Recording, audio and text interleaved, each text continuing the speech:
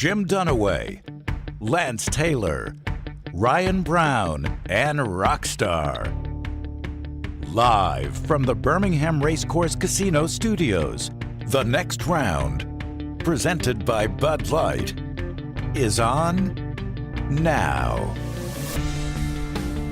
All right, here we go now, live on a Friday. Our favorite days always here on the show. Gets us to the weekend. Why we're dressed like this in just a second, specifically me, because I'm the one that looks like I just came in off the street. We'll talk about last night's exciting game. We'll get into tonight's two really good college football games and a big weekend coming up. Furman's with us from Vegas at 10 a.m. Central Time. He'll join us to give us some of the biggest plays. We've got our Friday headlines, our 4 downs, and we'll give you our pick 3 later on. Don't forget, you can go to the pick 3 right now at nextroundlive.com. Nextroundlive.com is a website. It's brought to you by Buffalo Wild Wings. You'll see the big icon logo right there in the middle of the page as you get on there. Nextroundlive.com. Last week, of the hundreds of people that played, do you know how many perfect 3-0s we had? 31. 31. Higher. 32.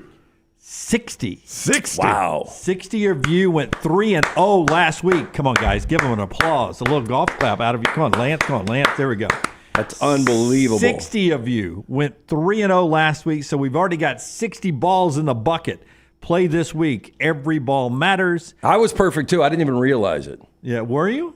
Yeah, I was 0-3. Oh, you were perfect. Just as hard to pick 3 it really losers is. as 3 It winners. really is. Yep. In fact, Forrest, we'll give you our picks later on if we want to go ahead. They know if I'm going to mention it right now who's in the lead. Oh, wait a minute. Jim must have done well, Lance, it turns out. Yeah. Oh, there's the standings. 2-1, 1-2, 0-3. Uh-huh. It'll change quickly. I've got 3 picks coming up later on. So does everybody else. But we're dressed like this. Brown brought it up. Say, hey, we're going to do our usual dress in your team uniform, T-shirt, or anything, hat. And we said, sure, we'll do it today. So Brown's got his Dolphins on. Right. LT's got his Rams hat on. I mean, this is more Dodgers. Yeah. But it's Sorry, Rams hat. still representing. I would have never known because you got Rams. I told you, color I shorts on. got too much Rams gear. Yeah. But I don't know if you can have too if you much. have too much, Lance. Yeah. And And then, too much team gear. and then I've got an oversized sweatshirt here. Yeah, who did you roll under a bridge? Well, I always joke with Maggie. It looks like I'm dating a Buccaneer. Or was that Fat Jim? It was tighter at one point. If you were going to date a current Buccaneer, which one would it be? Oh, it's still Mike Evans, man. He's the GOAT. Yeah. But I got this in 1998. Right. This is my most worn article of clothing. It shows. I know it looks like it. But Rutherfordton, North Carolina, on a trip with Maggie to meet her family before we were married. And, I didn't really want to go, to be honest. And I end up in some little store. They know. That's why Dad said no. In some little store. Blake says I look like the Western Kentucky mascot. That's good. That is unbelievable. If I could get the hoodie up, absolutely. Yeah. This was in the back corner in a place in Rutherfordton, North Carolina. Yeah, nobody will ever buy this. Just put it back And it's there. the only way. It wasn't a discount shelf. Oh, I'm sure. And I think I paid $30 for it. And Maggie went at once before she knew I was going to be cremated. She goes, "My God, you wear that every weekend." She goes, I'll walk around the house every morning. It's the first thing I throw on sometimes. So I laundered it and came on up here. I like it. What size is it actually? It is 3X? It is double X. Double X? Oh, Yeah. it looks like 3 or 4. It may be 3X. Yeah, I've got still some gear. Like I've got a USC shirt from 1995. I've got a Lakers hat from '86. Yeah, I remember you did a video on the Lakers hat. Yeah, I've got that Lakers hat from '86. So I've got some old gear out there too. Zach says, different Zach. Zach Fish says, Ariana Grande and Dunaway wear the hoodies the same way. She could fit in that one. No, she couldn't. This would be a No, test. she for could her. fit in the pocket. No, I'm saying with you still in it, she could fit in it. Let's try that. We'd call that a game changer right there. Oh, yeah. We'd call that. Rockstar behind the big glass today. Rockstar. Look at him. Look at him. Look at him. Woo. Too cold in the studio Yeah, I learned just, my lesson yesterday. just to go T-shirt. Unwrap that. Yeah, wrap. It's 70 in here. I knew the temperature was dropping outside. I didn't realize yesterday. Look, and Taylor weighs like -3 pounds, but she was walking around like with 4 or 5 layers on. But it was It's getting a little chilly in here. Yeah, my wife was like, hoodie already? That's a little early for that. I was like, not in our studio. It's not. It's dead of winter in our studio. Maggie thought I was going to the mailbox or pulling the garbage can back or something. I never wear this out in public. Lunceford's on the back row with his NFL gear on, I assume. Does he have NFL just a generic NFL? Generic NFL on. Lunceford, Forster, the moment he walked in today, as soon as he saw me in the baggy Buccaneer, and he's like, oh, crap. I forgot to wear my Falcon stuff. It's their year, Scott. It's their year, man. My gosh. That's what they say until you guys go 0-1 against the Steelers. You're going to end up being the NFC runner-up, and you're not even going to wear the gear this year. By the way, Russell Wilson, tight calf. Oh, I know. In the opener. Yeah. Interesting. Yeah. So you wonder how much Justin Fields we will see in this game. Yeah, Tyler's on the back row back there in his Supreme gear always. He's representing Supreme. So we're all going. Taylor Korn is a little day off today. EG is handling everything social media wise. Is Taylor at another wedding? Bachelorette party. Bachelorette party.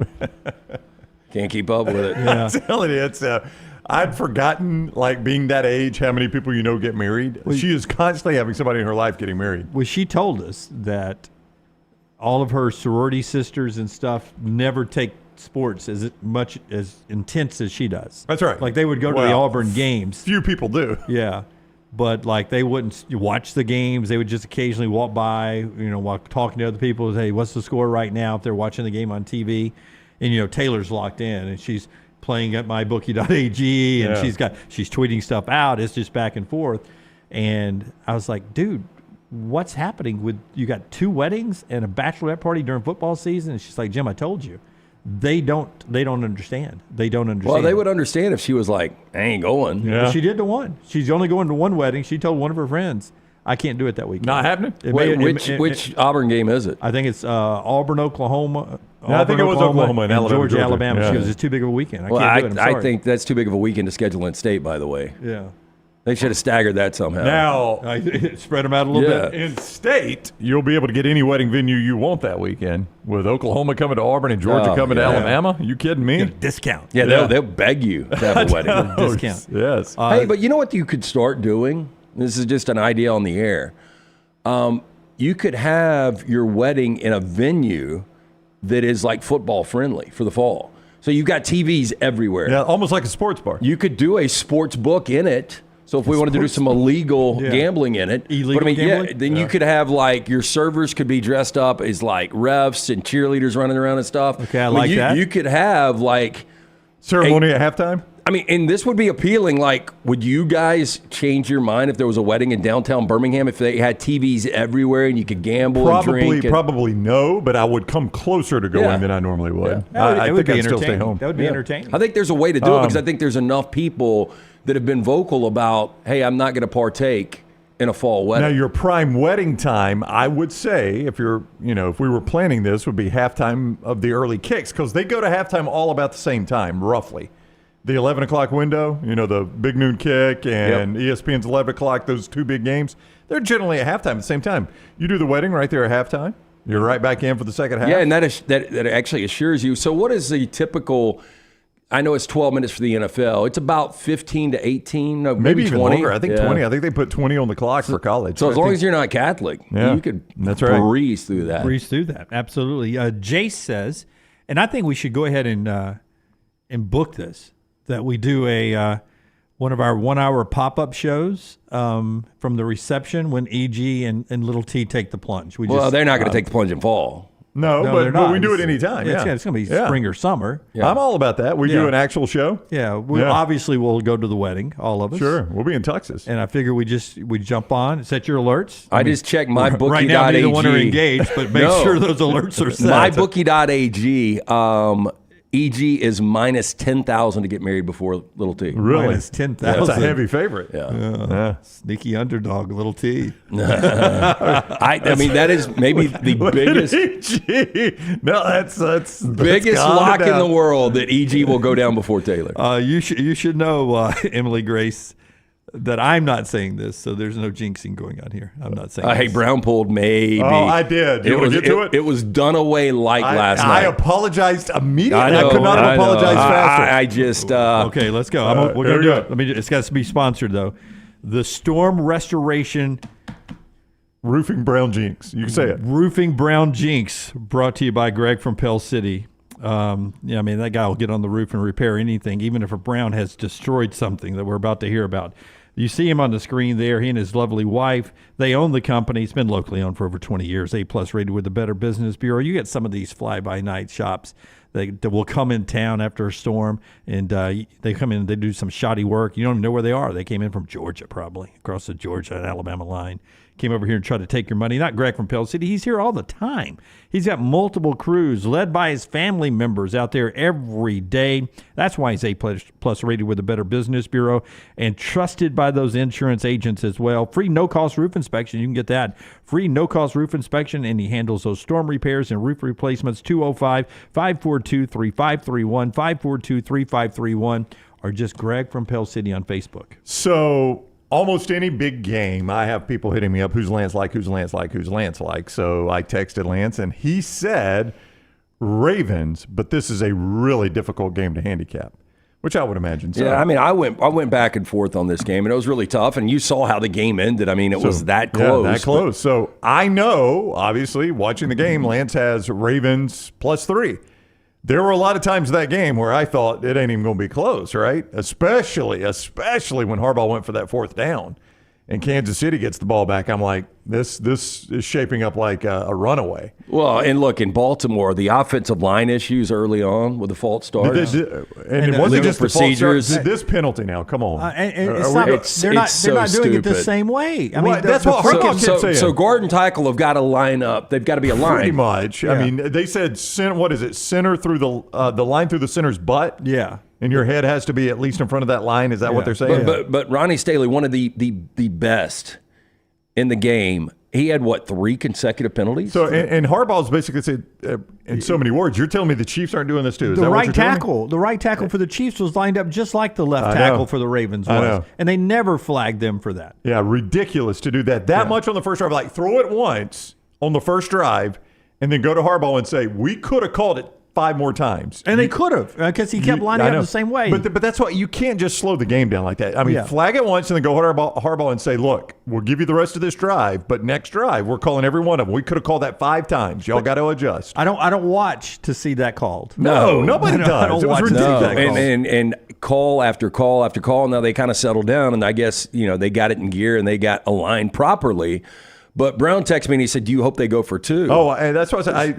This is before when the drive was just starting. When they get the ball back, I'm like, I know you're pulling for a long drive and a 2-point and conversion. what did I tell you? I was like, you can't risk overtime with the way Chiefs right. get the calls in Arrowhead. Yeah. So what happens? A long drive, and as soon as they score, Harbaugh's holding up the 2. He's going for 2. And I immediately text congrats because the 2-point conversion didn't matter That's for right. Lance. Because he's going to win. Either way. Yep. Either way, he said. So I immediately text congrats. And as soon as they show the replay, I was like, oh, crap. I was like, you got to be kidding me. And it's not You like sent congrats, and then they showed the Then touch they on showed the the toe? replay. Yeah, I said You- congrats you- as soon as he scores. I mean, Isaiah Likely, he you were the- throws the ball in the stands. You were the great birdie I that you were was. hating I was. yesterday. dude, he I had was. it in the chamber and let it fly. Oh, Brown. And before I even got the text, I saw Likely's toe on the line. I was like, oh, this game's over. And it's not like Isaiah Likely, by the way. I drafted the wrong Ravens tight end, Mark Andrews. Clearly. Likely is going to be a star. But it's not even like he's got a big foot. It looks like, Tim Melton has got a foot you could crate a cat in. Yeah. Right. But Isaiah Likely, I would say, is probably a 13, maybe a 14. It's not even a massive foot. That was amazing. And I can't believe Lamar Jackson and the Ravens are bitching about it. I mean, it was clear. What are they complaining about? He's obviously out of bounds. Oh, Lamar Jackson said after the game, I still believe it's a touchdown. Oh, it's not a touchdown. Now, I'll tell you what was. I mean, Yeah, Zay Flowers. Zay Flowers. Or even Likely on first down. Zay Flowers wide ass open in the middle of the end zone, Yeah. and you miss him by 3 yards. This is the Ravens official account, and Forrester said they didn't take it down. Touchdown, oh my God, a lot of exclamation points. Tune in to NBC.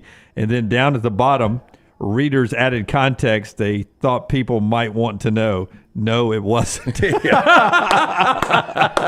going back. So the first down play where likely is open at the back pylon. You could have thrown that anywhere. The defensive back wasn't even looking. Yeah. So all you have to do is lay it out there. He's an athletic big guy. He's able to get that. But the easier throw on second down, I think DJ Uiagalelei could have made the throw to Zay Flowers on second down. Lance, you will Like, not I thought it was a touchdown. Like, just when he lets it know. go, I was like, You will not find a receiver the rest of the season that open for a touchdown. Nope.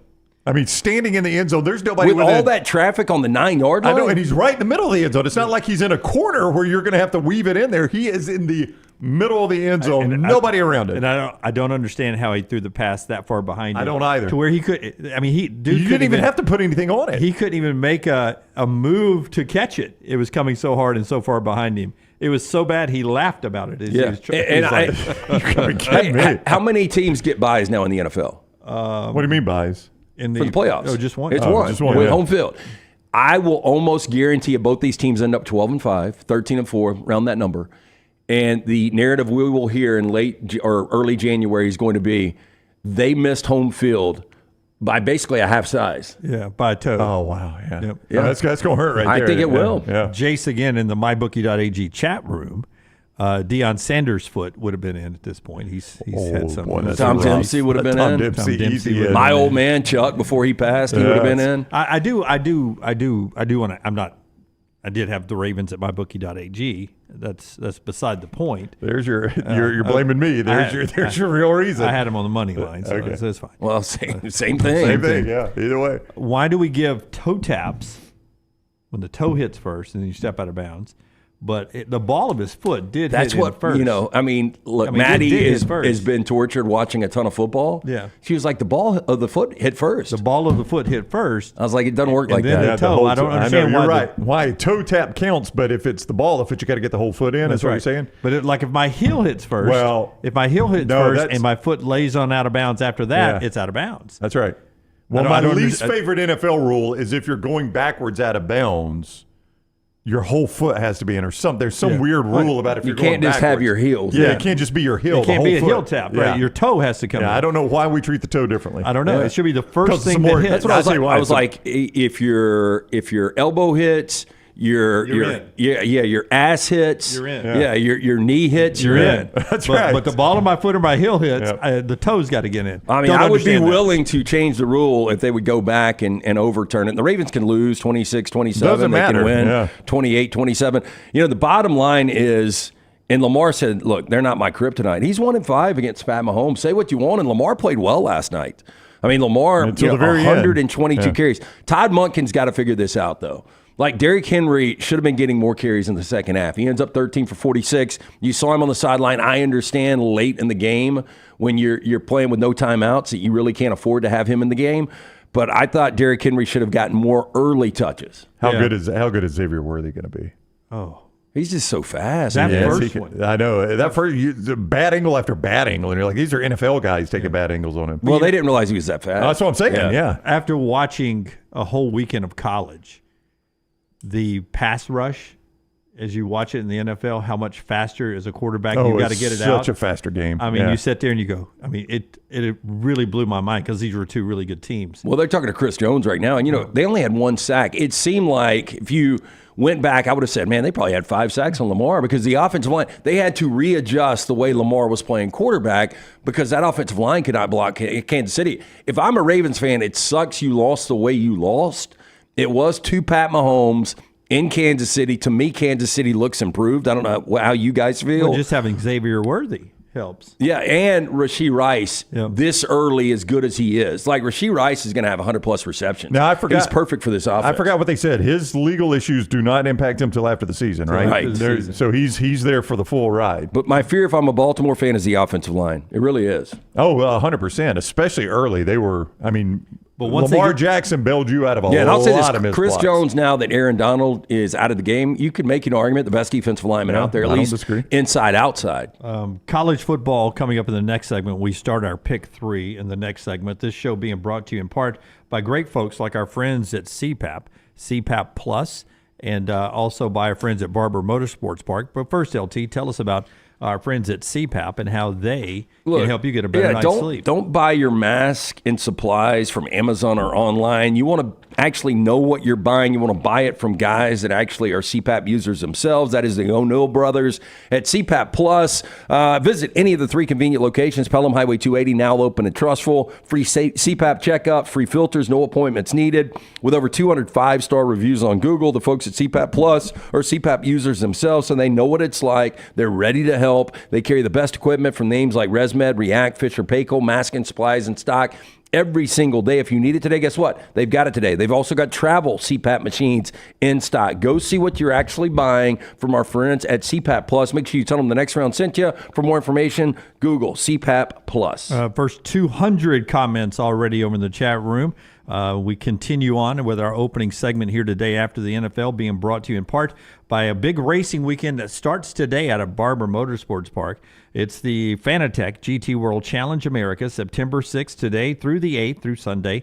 High-octane weekend with that beautiful course there you see on your screen at Barber Motorsports Park. You get all the great sports cars, the Ferraris, the Porsches, the McLarens, the Lambos, and others on the same track battling it out. The beer gardens will be open. The kids zone will be open. And don't forget, tomorrow on Saturday, you got Bark at the Park where you can bring your dogs out. The Fanatec GT World Challenge of America, starting today through Sunday at the Barber Motorsports Park. Kids 15 and under getting free. Get your tickets today at Barber Motorsports Park right there. Great folks, great racing this weekend at that beautiful venue here in town. We got NFL football tonight as well down in São Paulo, Brazil. On Peacock only, streaming only tonight, but it's a quality game in Philadelphia and Green Bay. If it's half as entertaining as last night, it'll be so enjoyable tonight. Eagles, Packers. I know you probably have a play at lanceslike.com, so I won't get too far into it with you. But one thing you're watching in this game, I assume, is can Jalen Hurts come close in quarterback play to what Jordan Love is expected to do? You know, Jordan Love gets this massive deal, $53 million per year in the offseason. And, you know, it's kind of a small sample size, but the way he played in the second half of last year, his numbers were better than any quarterback in the NFL. And he goes on the road in the playoffs. They run Dallas off the field. Jordan Love's going to be really good. He's got young receivers all around him. That's one of those organizations, they just get it right. But on the other side, Philadelphia, to me, is more intriguing. Like, I think we know that Green Bay is going to be good this year. They're going to be, 9, 10, 11 wins. They're probably going to be in the postseason. But Philadelphia, after starting 10-1, they completely collapsed. And now Nick Sirianni's on a hot seat. Jalen Hurts is actually, people are questioning, can this guy play? 2 years ago, he was arguably the MVP of the league. He's this year's Mac Jones. He really is, because of all the weapons. You go out and you get Saquon Barkley. You go out and you get Jahan Dotson. I mean, to complement guys like A.J. Brown and Devontae Smith and Dallas Goedert, you have got great skill. And as Daniel points out in the MyBookie chat room, Kellen Moore, they bring him in to be the offensive coordinator. They've changed the whole way they call their offense, their whole defensive scheme. They basically rebuilt a team that's been to the playoffs and the Super Bowl, basically. Yeah, and I didn't even mention Kellen Moore, and this is like kind of the reviving his career, the revival for Kellen Moore. Yeah. For Sirianni, it's being able to hang on to the job. Same with Jalen Hurts. I fully expect Philadelphia to be really good. I don't know about you guys, but it really starts with Jalen Hurts. If Jalen Hurts plays like he did the final 5-6 games of last year, Philadelphia's not going to be good. Yeah. You go watch Orlovsky yesterday, and he said what Lance said when he was on the show with us yesterday, courtesy of MyBookie. This is do or die sounds, I don't know, maybe a bit over the top for Jalen Hurts. But to Lance, what Lance just said and what Orlovsky said on the show yesterday, there are few, if any, quarterbacks that have better weapons around them than him in this league. Yep. Mm-hmm. And, if you can't get it done with these guys around you, I don't know when you're going to get it done. Just imagine. The same for Sirianni. And I get Mahomes has got better weapons. Kelsey looked like kind of the lazy Kelsey that's going to wait for the postseason again. They had that one amazing third down where he just, improvises, finger in the dirt. Yeah, finds it. Yeah, somebody said that's the route you used to run in middle school. It really is. Just in the backyard. Yeah. You don't have that much time if you don't have a Mahomes or a Lamar Jackson back there. That is true. Yeah, Rashee Rice, came out of nowhere last year. He's going to be good. Pacheco, and then obviously Xavier Worthy. But can you imagine if you just put Mahomes on the Eagles team in the NFC? Yep. It wouldn't even be fair. With those weapons. Like, they would win 14 games. They would have home field. They would breeze through the postseason. It'd be a one-game situation against somebody in the AFC. Yeah. So that game's tonight, Peacock streaming only, just after 7 o'clock from down in Brazil. And we got 2 college games tonight. LancesLock.com will plays there, brought to you by our friends at Hemphill. Tell us how you can get LancesLock.com. Yeah, jump on board. We split Major League Baseball. Obviously, our one play in the NFL came up short last night. We bounced back tonight. We've got a 10-star in college football, 2 games in college football up for you. We also have a big play tonight with the Eagles and the Green Bay Packers. Make sure you jump on board, LancesLock.com. Win at LancesLock.com. We're going to go live tonight at 5 o'clock, so join us for that. Always brought to you by our friends at Hemphill Services, 205-229-2090. Whether you experience plumbing, heating, or cooling issues in your home or business, they are ready to serve you. Hard to stop a train. Call Adam, Chad, Andrew, the guys there, or HemphillServices.com. And if you want to fade me, I got a little Dunaway After Dark picks coming up. Since I was 3-1 last week, probably a good time to go fade whatever I picked. Perfect timing, yes. Yeah, because I never start off really well. So we'll do that a little bit later on Dunaway After Dark. Recorded it last night. I just couldn't figure out how to load it up on our YouTube page without Taylor here. Okay, college football tonight. BYU, SMU, Duke, and Northwestern. I think these are 2 entertaining games. First blush, before we get to the pick 3 in the next segment, for me is Preston Stone has to be better for SMU. Yeah. He's got to be better. Well, they're playing 2 quarterbacks. They're playing Kevin Jennings, too. And, if I'm Rhett Lashley, I just stick with Preston Stone. He's got the 1 early pick, and this is a team that trailed by double digits in the fourth quarter as 27-point favorites to Nevada.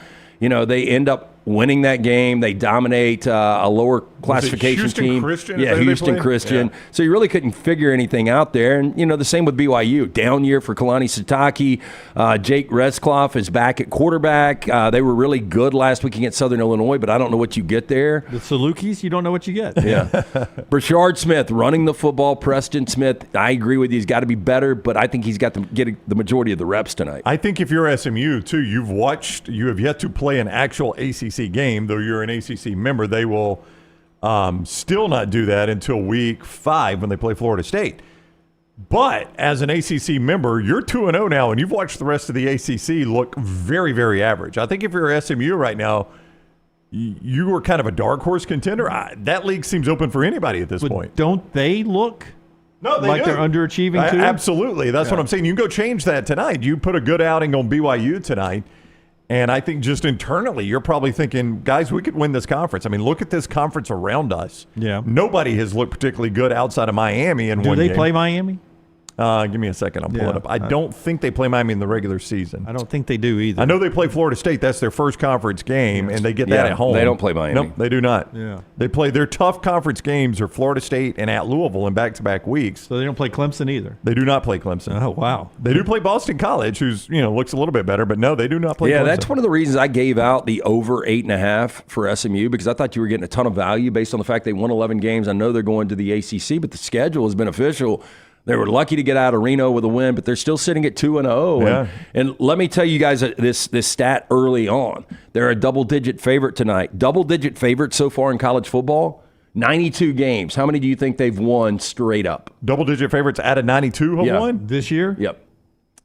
Well, I know Florida State lost, and they were a double-digit favorite over BC. I'm going to say 90 91 and 1? I'm going to say 90 and 2, and Florida State's both losses. 89-3, and Florida State is 2 of the 3 losses. Wow, that's incredible. How embarrassing. Yeah, isn't that really incredible? Who was the other one? Do you know? I don't know the other one, but I know it's 89-3 straight up, and Florida State has 2 of the 3 losses. Was it not Virginia Tech? It was Virginia Tech. Tech. Yeah, very good pull there. Yeah. So there are your 3. So the ACC has all 3 of them. Yeah, and by the Wow. way, the SEC in 15 games against the spread, what do you think they are?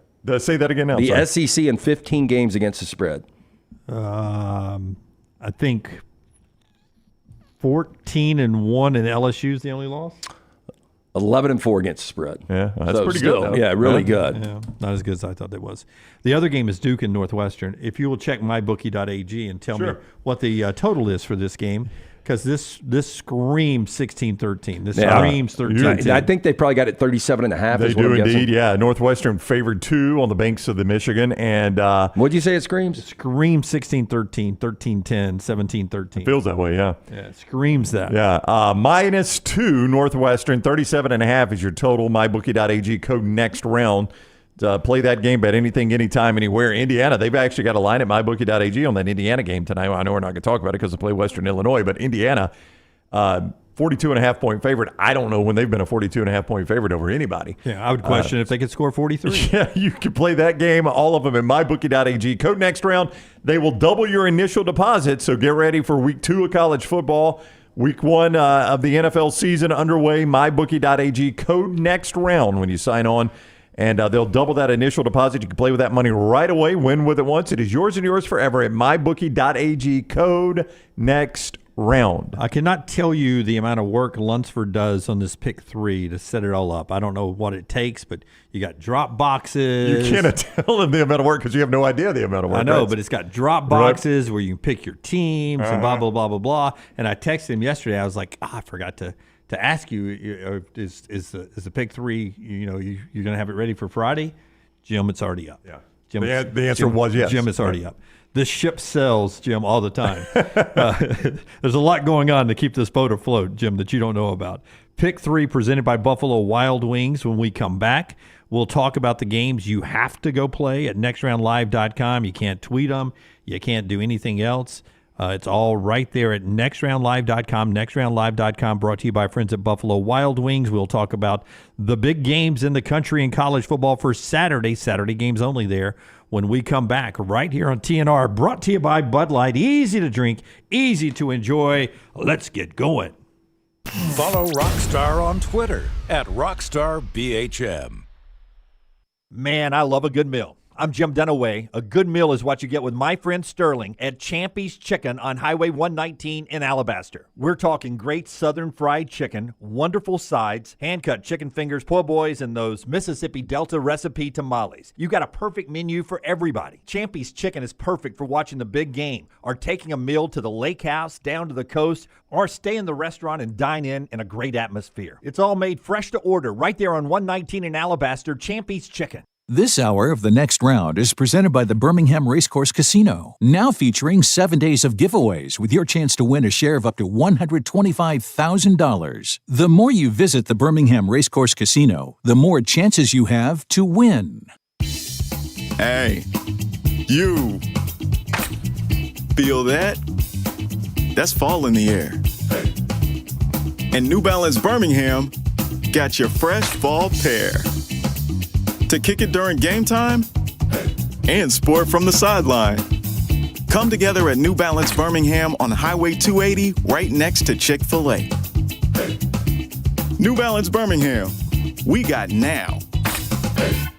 Hey, for all of your IT and printing needs, reach out to our friends at Xerox Business Solutions. Look, I'm still one of those old school guys. I print my notes every single day for the show. If you watch the show here on The Next Round, you see all the notes in front of me. From day one, Xerox Business Solutions, they've been with us here at The Next Round. Local for over 45 years. For all of your IT and printing needs, visit XeroxBusinessSolutions.com or call 205-969-3000. That's 205-969-3000. Just because you've quit going to the gym, it doesn't mean that you have to quit gym altogether. Dunaway, that is. With our Next Round podcasts open 24/7, 365, you can access gym anytime you'd like. While you may have done away with your treadmill routine, our version of Dunaway is standing by ready to get you back to your absolute best. Find all that lovely Jimmy D-led content on Spotify, Apple Podcasts, Google Podcasts, and in the podcast section of nextroundlive.com. This message is sponsored by Jimmy Crypto Inc. and Jimmy Crypto for President. Spring weather is here, and our friends at Hemp Hill Services are offering a $69 HVAC tune-up plus 10% off any service call when you mention The Next Round. Call Adam, Chad, and the guys at Hemp Hill Services.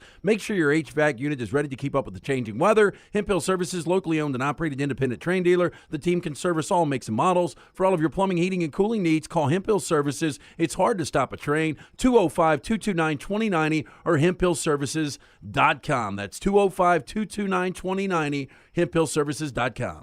There is no better place to watch your favorite sporting events and enjoy great food than one of the 3 great Birmingham locations of Walk-Ons. The TVs are everywhere with your favorite sports, and the menu is second to none. From the great appetizers like the waffle cheese fries to the Avery Island salad, handhelds like the all-new chicken bomber, bistro specialties with a special taste of the bayou, the amazing hand patty burgers, the great po' boys, and the specialty drinks. Visit any of the 3 great Birmingham locations of Walk-Ons: Greystone, Stadium Trace and Hoover, and the brand new location in Trussville. Hang out with the Next Round on the go. Whether you're driving to work, running errands, sitting on the beach, or you just need a break from the real world, we can keep you company. Check out the Next Round, Mystery Fifth Hour, and our other shows on your favorite podcast app. We'll meet you there.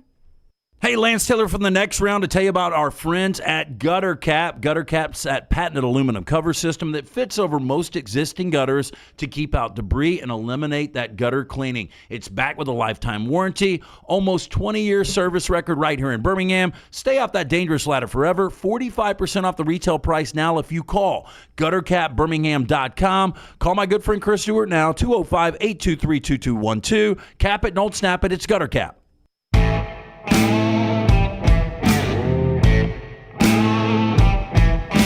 For those of you that will watch Duke and Northwestern tonight on FS1 at 8 o'clock, it's a later start. BYU SMU is at 6 on E2, ESPN 2. Duke and Northwestern, 8 o'clock on FS1. Mike Wright is the quarterback for Northwestern. You've seen him at Vandy, you've seen him at Mississippi State, and now he's 1-0 at Northwestern. Thanks for the comment there, Well, Brown. I mean, I just what do you want? Mike Wright was not very good at Mississippi State, and I don't know if you watch much of Northwestern in Miami, Ohio, but yeah. I actually watched a little bit of that. I watched game. too much of it because I had Miami of Ohio plus 3.5. Yeah, and Mike Wright looked how to you in that game? He looked okay, made a couple better of than throws. State? I don't know. I mean, Dave Braun's done a really good job with that program. Again, it was one of the under the radar great stories in college football last year. I mean, the fun thing's going to be looking at that venue tonight because it's still going to be kind of nice weather in Chicago. I'm going to say probably in the low 60s. 8 o'clock kick, so it's going to be after the sunset, though, so it's going to be dark. We won't get the skyline stuff. A lot of wind. Yeah. But hopefully there's going to be a lot of boats where you see the lights on Lake Michigan. Paint a picture, LT. Our friends at Precision Sports Medicine and Orthopedic, they're your provider to get you back rolling. 205-512-3885. 205-512-3885. PrecisionSportsOrtho.com/2024. If you got a tweak, you got a pull, you got a pain, you got a break, they'll diagnose it, they'll treat it, and they'll help you through the rehab process. Locations in Fultondale and Alabaster and Jasper and all around the Birmingham area. Orthopedic care better together. Find your provider today. Again, that's 205-512-3885. PrecisionSportsOrtho.com/2024. Pick 3 in just a second as we get closer to that Brownie. One game we have not talked a lot about, and I am going to confess I watched none of it, but Blake Shapen played pretty well for Mississippi State. Now, again, they're playing Eastern Kentucky. I don't think either of you guys watched a play of that game, did you? I did not. But I watched enough Arizona State to know that Arizona State's probably going to run them off the field. Yeah, just the opposite, LT. My upset alert earlier this week is Hell State. Shapen 15 of 20, 247, 3 touchdowns. Absolutely. Now, they were playing Eastern Kentucky, fighting Luganbills. So, again, like a lot of what we've talked about in week 1 of the Southeastern Conference, we've got to point out the opponent. I get that. Western Kentucky, Alabama A&M, Eastern Kentucky, those are not amazing opponents. I completely understand all that. Chattanooga for Tennessee. But if you were looking for Jeff Lebby to have some offensive life for Mississippi State, they did in game 1. We'll see if it continues. Lance says it will not. Yeah. You say it will. I say it will. Pick 3 from us later on, from you. The conversation in just a second, but a couple of sound bites first.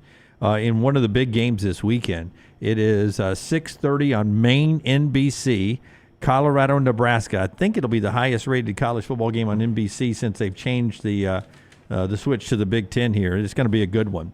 Rockstar, if you'll start me off with cut number 4, he's prime time. He's Deion Sanders, and he's got his overalls on again already. All right. These are like snow halls, right? These are what you wear when you're skiing and stuff. Deion Sanders. On the importance of going now to Nebraska. Remember, Nebraska came to Colorado, to Folsom last year. Now they're on their way to play Big Red in their house. Here's Deion. Memorial Stadium will be as raucous as any place in college football, 100,000 people there. And do you notice that at all, or are you so focused? When you play? Yeah. No. No. When you coach, yeah. because you see and hear everything, most things. But you got to come out to a great start because you take all the air out of them early. So now as coaching, you got to make the decision, do I want the ball or I want to put my defense out there? Yeah. So you got to start thinking about those things because, okay, just say we won the toss and we take the ball, we go down and score. You're not going to hear them. No. You can take it out of them right away, or you put your defense out there 3 and out. Then you get the ball, and if you go down and score, that's a problem. Yeah. So you got to think about those strategies early on to understand what you're going to do. Has anybody ever been to Boulder? Is it in the Wild West? Like, I mean, play-by-play guys got I have boots been, and a belt buckle? It is an interesting place. Is I it? had a really good time there. It's kind of a weird element, but it's only 25 minutes from downtown Denver. Yeah. I mean, but it's like in a world itself. I mean, play-by-play voice guy, which, by the way, phenomenal voice for old boy there. Need to get him to do some voice work. Yes. Looks like he was literally repairing the barbed wire on the ranch, and they were like, hey, Mike, you got to go interview Prime. Oh, okay. I'm on Do you my guys way. know who Glenn Powell is? I know the back actor? room well. Yeah. Yeah.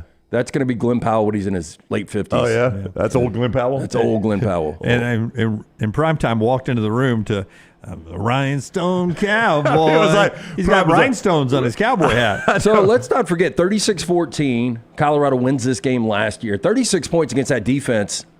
I'm going to say probably the most they surrendered last year. I should know this. Who, Nebraska? Yeah, Nebraska's defense was legitimate last year, and they lit them up, especially in the second half in Boulder. Now they're a 7.5-point dog. The Buffaloes, 8 games as underdogs with Deion coaching. What do you think the record straight up is? 8 games as dogs. Well, I know TCU, they were a dog. That was the first game. Yep. I think they were a slight dog against Nebraska the next week. Well, I don't think they were. They were at home. So? I'm going to say they're 1-7. I'm going to say that was the win. They are 1-7. The TCU game was it? Yeah. So, I was about to embarrass myself and say 7-1. I do think Colorado will play with them. If you're Marcus Satterfield, by the way, I wanted to bring this up because Brock Huard from Unlocked, catch that Mondays 1 to 2 from Fox Sports, he sent me a text yesterday and he was requesting some gear.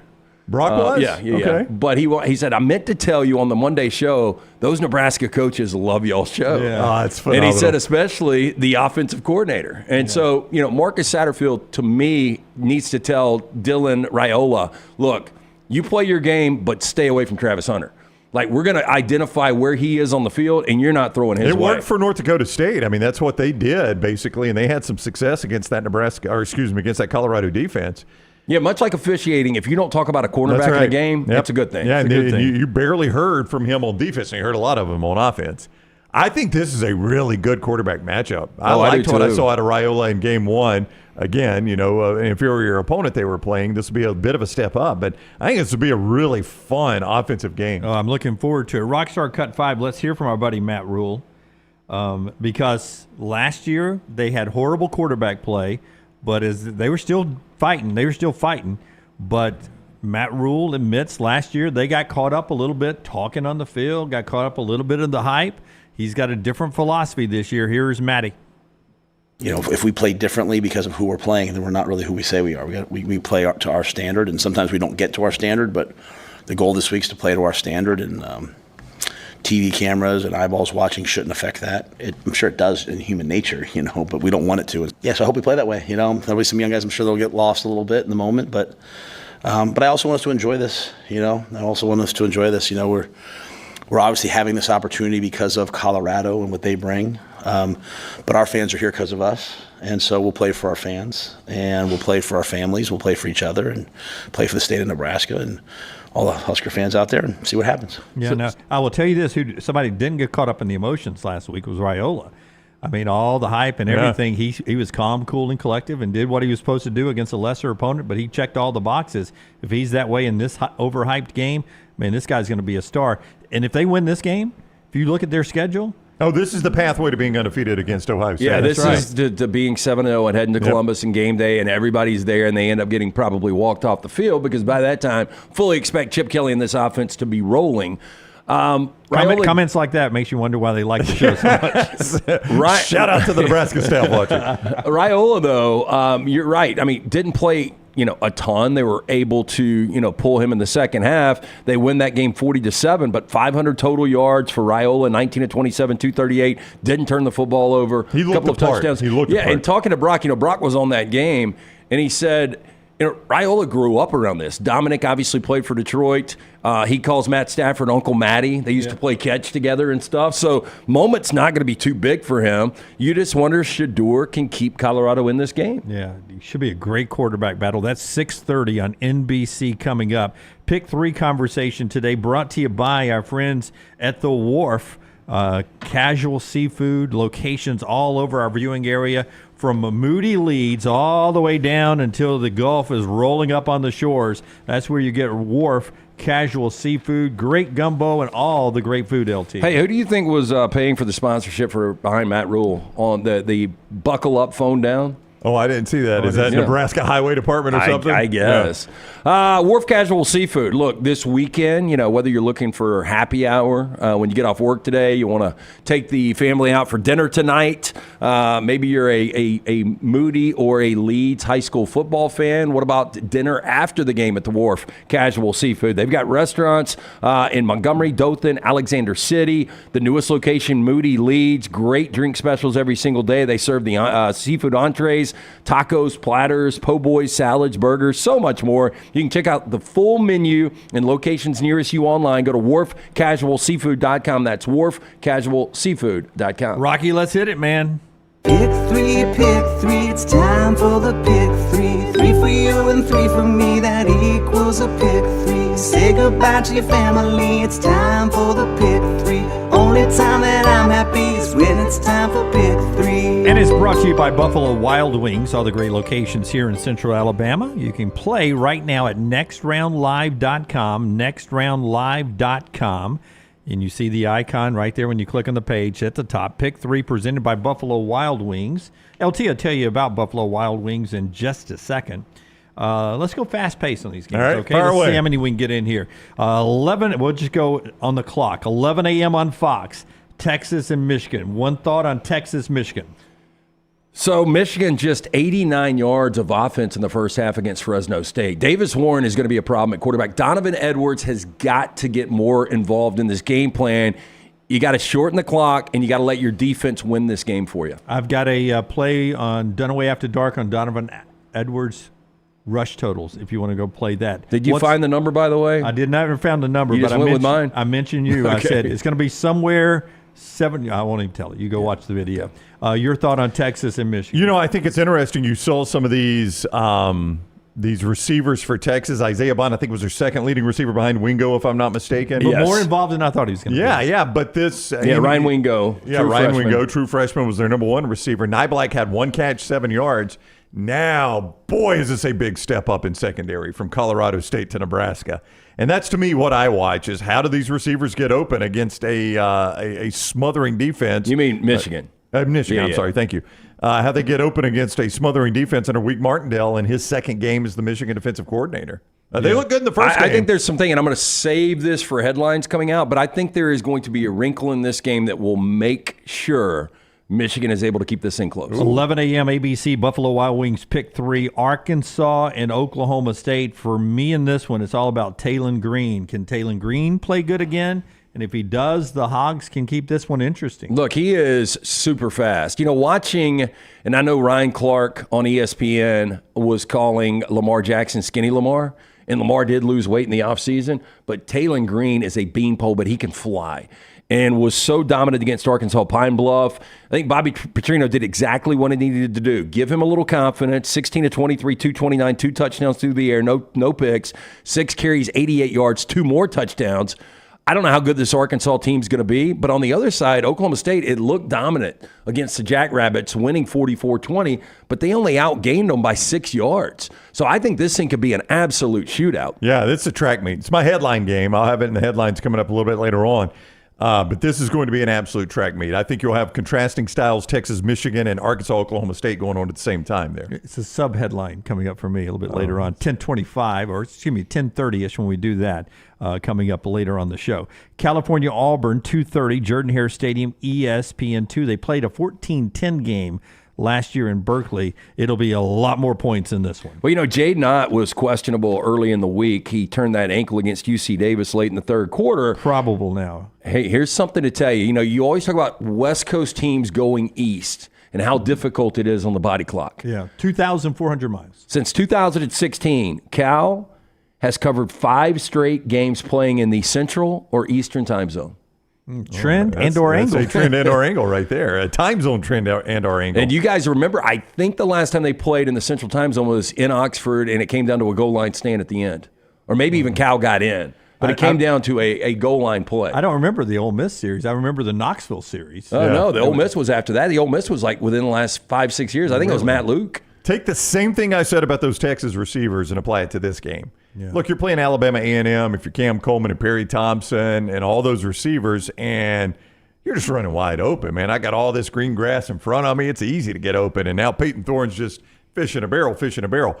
Defensive level of defense increases significantly in this game. Justin Wilcox is a really good defensive mind. Okay, I know Hugh's got great respect for him. I'm not going to make any friends today. We talk about Marcus Satterfield in Nebraska, and I said they're going to get run off the field when they go to Columbus. The better quarterback tomorrow, in my opinion, is Francisco Mendoza. In the Cal-Auburn game? Yep. He doesn't wear Auburn's colors. You think the better quarterback's in Cal? I do. Yeah, I do. Robert picks Cal in the upset. Jeff likes 42-20 Auburn.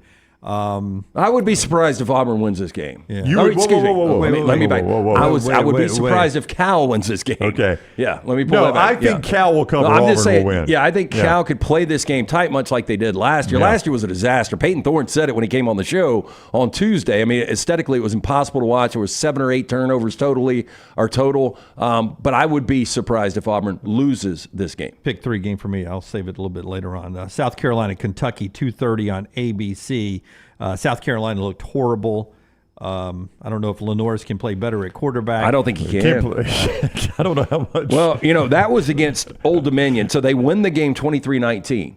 They were +4 in turnovers at home against Old Dominion, and they win by 4. Exactly. And now, and Brown said this first, and I completely agree. I think the worst team in the SEC, 16-16, is South Carolina. And I think by the end of the year, you're going to be hearing screams, Shane Beamer needs to go.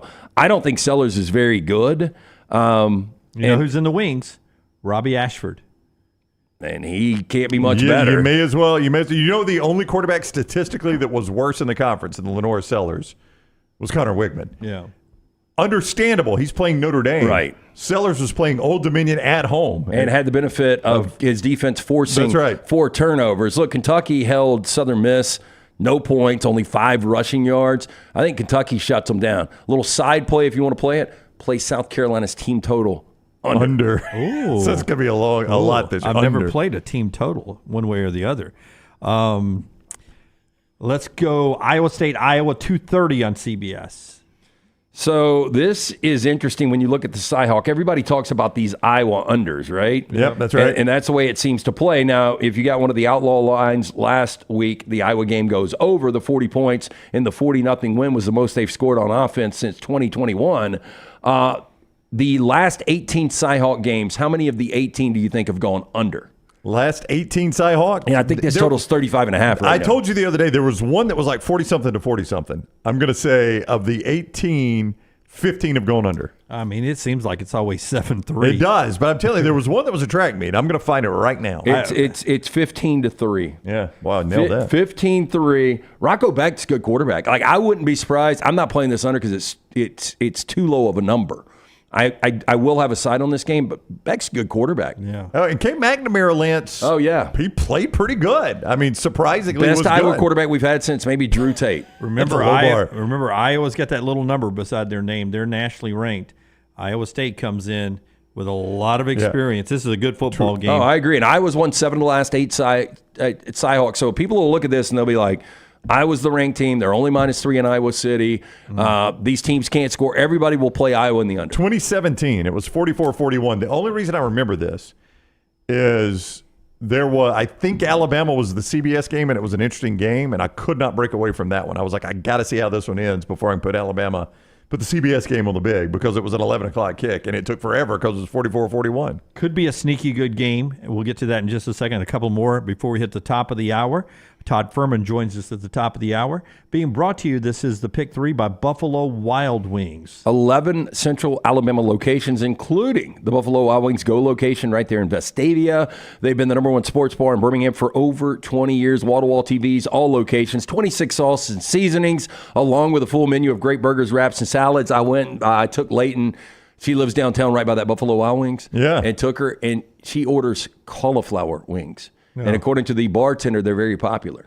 Really? I've never had a cauliflower wing. Now, I've seen on Hot Ones where the vegetarians will eat the cauliflower instead of the regular chicken wing. I think I've had them before. I've tasted them before, and they are better than cauliflower wing sounds. Yeah, Does that make sense? Yeah. She said they're really good. Yeah. They didn't call them wings. I had cauliflower that were tossed in buffalo sauce, and they were fried as an appetizer one time, and it was really good. Baylor and Utah could be really good. 2:30 on Fox. Sneaky good game, or is it a Utah blowout? I lean probably a Utah blowout just based on this. Cam Rising, basically a couple of years off from football, comes back with 5 touchdown passes, a career high for him. Kyle Whittingham, by the way, above 500 against the number the last 8 seasons. So if you want a coach that covers, Kyle Whittingham is that guy. And since 2017 is a double-digit favorite, 33-0 straight up, and 21-12 against the number. Rising only threw it 15 times and had 5 touchdown passes. He only completed 10 passes and had 5 touchdown passes. Half his completions were touchdown passes. Yeah. So that says a lot about your opponent right there. They were playing Southern Utah. David Aranda's defense this week in Baylor. It's a little more difficult, no doubt. Kansas and Illinois, 6 o'clock on FS1. Forrester thinks Illinois pulls the upset there. South Florida and Alabama, 6 o'clock on ESPN. They'll dedicate Saban Field. The pregame, the Walk of Champions, they'll honor Nick Saban there. They'll honor him at halftime there. Big point spread considering what USF did to him last year. I just want to say one thing about the Kansas game, and then I'll come back to South Florida. Okay. Kansas, the last time they were a road favorite against a Power 4 team. The last time Kansas was a road favorite against a Power 4 team. When Gale Sayers went on the road. This is going to blow you guys against away. Oklahoma. I mean, I legally couldn't even drink. It was 1992. 1992. Well, who were they playing? Because keyword there is legally they drinking. Were playing, drinking. They were playing Oregon State. Glenn Mason was the coach. Yep. And I remember they lost their first game that year. I think they started out 4-0, and they lost to Cal on a Thursday night. Yeah, going Thursday night, Kansas and Cal. That's always good. Back to South Florida. This is a ratings winner right there. We talked about Auburn-Cal last year. I think the grossest game I probably watched, and maybe it's because of where we are and we were forced to watch that game, was the game in Tampa last year against South Florida. It even had the Lightning is within 8 states of the stadium, so ESPN's going to abandon the cameras. So you had the crap camera angle for a long time. Then you actually had the weather delay. I mean, it had every bad thing it could have in that game. Yeah, look, and I agree with Landmine Believer over there. I think Alabama is obviously the much better team. But I think South Florida finds a way to cover this game. Since 2004, the second game of the season, Alabama 6-12-1 against the number. So they're never really good cashing tickets second week of the season. Yeah, wow, that's a weird number. That's usually when, except for Texas both years, that's usually when they play.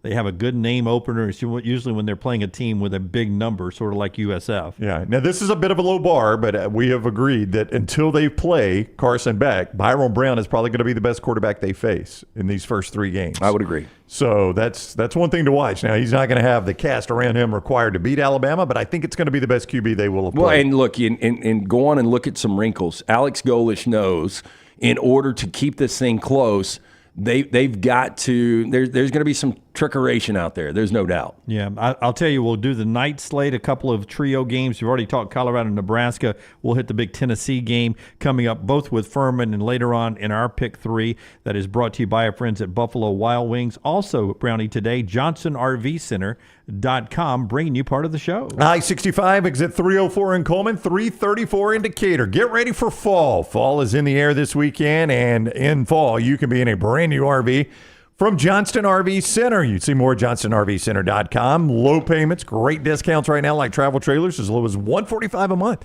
How about fifth wheels? Savings over $45,000 on fifth wheels right now at Johnston RV Center. RV warranty forever. Make sure you got that lifetime warranty on anything new or qualifying previously owned. Time to get in. JohnstonRVCenter.com. Hey, our friends at Milo's want to remind you September is the month for hunger awareness. This is really sad. Did you guys realize that 73% of people in Central Alabama have to choose between food and medicine? Terrible. Yeah. Absolutely pathetic. Look, Milo's, they're helping out. They've joined the fight against hunger. They're inviting you to do the same. All Milo's restaurants will serve as drop locations for food supplies for the Food Bank of Central Alabama from September 4th to September 20th. When you donate a canned good or any non-perishable food item, you're going to get a regular drink absolutely free from our friends at Milo's. Together, we can make a difference. Get into one of those locations today.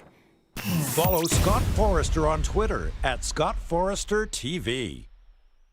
Are you tired of buying your CPAP mask and supplies online only to be disappointed? It's time to visit CPAP Plus, your locally owned and operated CPAP shop that prides itself on personal service. Come see what you're buying at CPAP Plus with 3 convenient locations in Pelham, Highway 280, and now open in Trustful. Drop by for a free CPAP checkup and free filters, no appointment needed. Plus, sign up for their giveaway for a chance to win a free travel CPAP machine. Just Google CPAP Plus or visit any of those 3 locations. A legendary coach once said, "It's not the will to win that matters. It is the will to prepare to win." Hi, I'm Bobby Humphrey, Vice President of Business Development for Bryant Bank, and I can tell you that our Bryant bankers have the dedication and experience to put together a financial game plan that is right for you. At Bryant Bank, we specialize in community banking and offer personal and business loans, checking and savings account, mobile banking, and treasury management services. Stop by one of our 18 offices across the state of Alabama to find out what unbeatable service and legendary results are all about. Hey, let me tell you about our friends at Urology Centers of Alabama. Compassionate and comprehensive urological care with 35 physicians, 17 locations across Alabama. Their patient-centered approach to all of your urological needs. Remember, they've got that new men's health center. It is beautiful, helping men with a wide range of sensitive male issues in a comfortable environment. You can always go online, visit urologycentersalabama.com, schedule an appointment with one of their many urologists today. Excitement awaits at Barber Motorsports Park for the Fanatec GT World Challenge America, September 6th through the 8th. It's a high-octane weekend you won't want to miss. Witness some of the most iconic sports cars like Lamborghini, McLaren, Porsche, and Ferrari battling it out on the track. Enjoy the beer gardens, kids zone, and don't forget to bring your dog for bark at the park on Saturday. The Fanatec GT World Challenge America, September 6th through the 8th. Kids 15 and under get in free. Get your tickets today. Stop by the New York Butcher Shop and pick up the finest in certified Angus prime beef steaks and burgers, premium pork chops, ribs, and all-natural chicken cut to order just for you. Their chef-prepared entrees and side dishes are the perfect dinner-to-go choice for your family and are ready to heat at home. With a great selection of fine wines and desserts, the New York Butcher Shop is your one-stop dinner shop. 2 locations to serve you, Cahaba Heights and on Highway 119 in Greystone. The New York Butcher Shop, rare quality, well-done service. Let's face it, a home is one of the most powerful assets you can have, and our friends at Mortgage Right want to help you build wealth through home ownership. Mortgage Right is all about providing competitive rates, a variety of loan products, and a multitude of resources for a seamless home buying experience. They treat their borrowers like family and are always looking to bring more happy homeowners under their roof. See more by visiting mortgageright.com/TNR today and start living. That's mortgageright.com/TNR. NMLS 2239, Equal Housing Lender. You could win a Cadillac CT5 or your share of $25,000 in free play and cash at Birmingham Racecourse Casino. The more you visit, the more chances you have to win. Play the latest, most exciting games around with fun bonuses and big jackpots. You can be a winner too. Come win your share during the Cadillac CT5 and $25,000 giveaway at Birmingham Racecourse Casino. Drawings April 5th and 6th. Located off I-459, exit 31, Derby Parkway. Must be 21 or older, must be present to win. Hey, there's nothing worse than waking up to a plumbing problem. Don't get caught in a flooded house. Call the guys at Hemp Hill Services. Adam, Chad, and the team at Hemp Hill are the only ones I trust to fix it and fix it right the first time. Hemp Hill Services does it right and always at a fair price. For all of your plumbing, cooling, and heating needs, trust the name that Birmingham has trusted since 1954. That is Hemp Hill Services. Call now, 205-229-2090. That's 205-229-2090. Jim Dunaway, Lance Taylor, Ryan Brown, and Rockstar. Live from the Birmingham Racecourse Casino Studios. The next round, presented by Bud Light, is on now. All right, another hour of the show, hour 2. Todd Ferman is joining us from the desert, being brought to you today by our friends at Odie's, where you got the music, you got the food, you got the TVs, you got the atmosphere. Boy, a neighborhood bar doesn't get better than Odie's. Yeah, live music tonight and tomorrow night, of course. College football action all weekend long. Make sure you stop in, go see Will Haver and that great staff. Incredible food from Rodney Davis, like the award-winning wings, delicious burgers, great sandwiches, ice-cold beer buckets, full of the Bud Light. Stop into one of those 2 locations, the original and Crestline, newest location in Edgewood. It is Odie's. All right, let's go out to the desert. Todd Ferman, bettheboardpodcast.com, bettheboardpodcast.com. Ferman, what is up, man? How are you?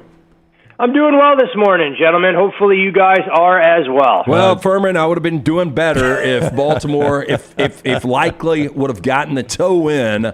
Boy, that was a tough game, and I told Brown and a few other people I talked to before, I don't know how you felt. I went back and forth on this game. I ultimately gave out the Ravens, and it came down to it. You know, it never felt so fortunate watching a primetime NFL game that I didn't have to go through a sweat on either the side or total, knowing that the margins there were so narrow. We did a little bit more prop work on the game yesterday and found there to be a couple of avenues. And I think when you're looking at NFL games, even though we don't know exactly what a lot of these teams are going to be early on in the season, this is what you get, and that's part of the reason that you see some of these battles. I mean, there were groups out there laying 2.5, others taking 3. We saw that total ping-ponging between 46 and 47 all day, and lo and behold, it's one play here, one play there that differentiates between winners and losers in a game of that magnitude. Okay, it's a chance for you to call me the layman. I believe Texas blows out Michigan. Everyone seems to think I'm wrong about this up here. Everyone. Boy, I'm the only person that said Michigan will find a way to cover. I have not heard one other person in this world say Michigan will cover. I thought Brown was with you, that it'll be a close game. I said I would get back to you. I mean, I'm waiting to hear what Ferman says. I mean, how in the heck does Michigan slow down this Texas team? Texas fight all the way. Well, look, I'm not sure my opinion on this game, Dunaway, can carry that much weight. I'm the one that came on these airwaves last week and thought it'd be a one-possession game in the fourth quarter in Atlanta between Clemson and Georgia, and then I failed to realize that Cade Klubnik is still the starting quarterback there for Dabo Swinney. But when you look at this game, I'm actually on LT's side here. I think the only way to bet it would be to take Michigan plus the 7.5. We've seen this total come down from where it was at a peak in the high 40s, which makes every point that much more valuable. And when you look at Michigan last week, they were no doubt pedestrian vanilla in their 30-10 win against Fresno, but I think that was by design. No reason to tip their hand in terms of what they have or maybe don't have under center with the graduation of J.J. McCarthy. Defensively, though, this Michigan team, in my opinion, will be as good, if not better, than the national championship edition last year. And while Texas looked great on the scoreboard with that 52-0 win, I think that was more of a reflection of Colorado State just not being ready for that game. You look at the Rams, they were able to push Texas off the line of scrimmage, running the football with a slight level of efficiency while that game was competitive. And we know Michigan wants to hit you in the mouth, turn it into a rock fight. We'll see if this young, inexperienced offensive line can hold their own. I think anything over a touchdown, it's Michigan or pass. Todd Ferman with us, bettheboardpodcast.com. He's on the JohnstonRVCenter.com hotline. Colorado is at Nebraska. It was a yucky game on Nebraska side last year. Jeff Sims at quarterback, turning the ball over, just no good whatsoever. I don't know what your opinion of Dylan Raiola was in week 1, Ferman. I thought he looked the part. I think this is a terrific quarterback matchup with Ian Sanders. I think Nebraska fans should be extremely excited. When you bring in a quarterback recruit of this caliber, it gives you optimism about what this Nebraska team can do going forward. And for a program that's been starved just to get back to relevance, and when I say relevance, play a postseason game and get to a bowl, I think they'll check the boxes this season in Matt Rule's second year. Now, when we look at the number as far as it pertains to Saturday, asking them to go out there and win by margin against arguably one of the better offenses they're going to play until maybe Ohio State in late October, I think that's too big a leap of faith. When we look at Deion, he's coached 13 games as head coach of the Buffaloes, and the underdog in those games has gone 10-3 against the number. Why do I think that's relevant? Because when you look at the way that Colorado is constructed, it's a defense that leaves a little bit to be desired in terms of creating separation when you're a big favorite, but at the same time, when they're an underdog in Colorado, it's a team that's more dynamic offensively, and they're going to have better playmakers than Nebraska does, especially on that side. You look at Nebraska's strides they've made defensively, and this is a group now that's held 8 straight opponents to less than 400 yards and 24 points or less. But before we decide to anoint Nebraska the second coming of the black shirt defense, you go through those opponents. Last week in the opener, they held UTEP, a program going through transition in check. And before that, the 7 opponents going back to early October last year, it reads a who's who of teams that can't throw the forward pass. Iowa, Wisconsin, Maryland, Michigan State, Purdue, Northwestern, Illinois. I think this will be a jolt to the system. I think Colorado hangs around. I like the Buffs plus a 7.5. You mentioned Iowa, and for people that play trends and or angles, I think going into this Cyhawk game, I think they've already got their plays. I mean, Iowa has won 7 of the last 8. It's gone under 15 of the last 18. I think people will play the favorite and under here. I think Iowa State is better than advertised, Ferman. You mentioned the total, and we can even extend that sample size a little bit further. 17-2 to the under the last 19 meetings between these programs, including 5 straight. Those 19 meetings have averaged a total of 38.7 points per game, but last year was that rock bottom total at 34.5. It was the lowest that we'd seen over the last 10 meetings, with the previous low being 39. And I almost get the feeling when we look at the Cyhawk matchup, it's starting to resemble Army-Navy, where everybody knows about the undertrends, so odds makers are forcing you to try and be in a position where you have to make that decision. And in college football these days, even with Iowa, going under a total this low, you almost need more to go right than can go wrong, especially if you get to 17-17.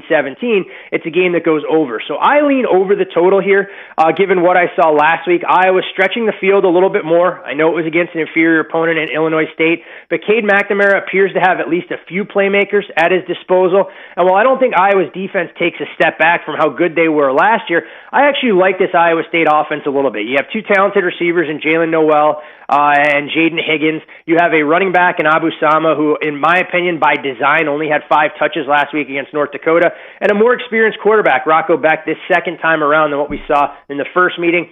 Iowa has taken money anytime this number dips below a field goal, but for me, with a total at 35, as ugly as it is, and I'm fully expecting the game to end 13-10, I would lean over the total. I think the number is a little bit low for some of the playmakers these two teams have. It's an election year, so I'll say it this way. Here comes those liberals from California, Berkeley, into the South, trying to tax Auburn. Will they tax them, or do they have? Does Auburn have more bullets in their chamber? They got Keandre Lambert-Smith now. They got Cam Coleman. They got Perry Thompson and a Peyton Thorne guy that threw 4 touchdowns last year. That was a close game in Berkeley. Doesn't seem like it'll be the same way this week at Jordan-Hare, does it?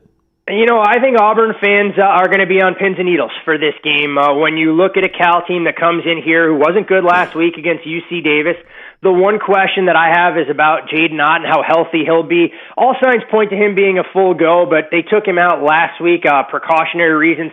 He's a dynamic running back that a lot of the country doesn't know about. I think playing in the ACC now, more people will get familiar with his unique skill set. You mentioned Peyton Thorne and what he did last week, some of the gaudier numbers you're going to see from a passing stat line for Peyton Thorne, but then again, the 4 of us might have been able to go out there and put up 50 against Alabama A&M, given what I saw in the first half of that contest. When we look at the way last year's game went, Auburn clearly a team with a stock arrow up. It's a program that I've talked about and I think will be on my short list next year to try and bet them over the total and maybe even as a dark horse in the SEC. But asking them to win by margin in this game, with Cal having a little bit of revenge from a 14-10 defeat last year, for me, probably too big a number here. I was hoping to get 14 in this game, but we saw the 13s get cleared out earlier this morning. I think it's Cal or pass, but it's a game that I'll find myself on the sidelines for. Okay, I got called crazy. Who do you think the better quarterback in this matchup is? Francisco Mendoza or Peyton Thorne? I think Auburn fans, if they see Mendoza running around, might be more intrigued by his level of athleticism and the vertical ball he throws downfield than some of the limitations placed on Peyton Thorne. Agree. Todd Ferman, bettheboardpodcast.com, with us now, and Todd Ferman on Twitter. It's where you follow him. Forrester came in and told me that because he types our lines in for the scroll, the mybookie.ag scroll, when we put the lines up. And he does that? Yeah, he does that. Scott handles the graphics. I thought that was a system we paid for. So he told me, he's like, hey, one that jumped out at me as I was looking at them, it looks like Tennessee has jumped up a point and a half today. Have you seen that, Tennessee jumping up against NC State? If so, why? You know, it's been one-way traffic with the Vols for the matchup against NC State, but I think what's most interesting about this game is during the summer months, you had an opportunity to lay 4.5 with Tennessee, and that was actually a price that had been bet down, as NC State was a team that had intrigued professional bettors.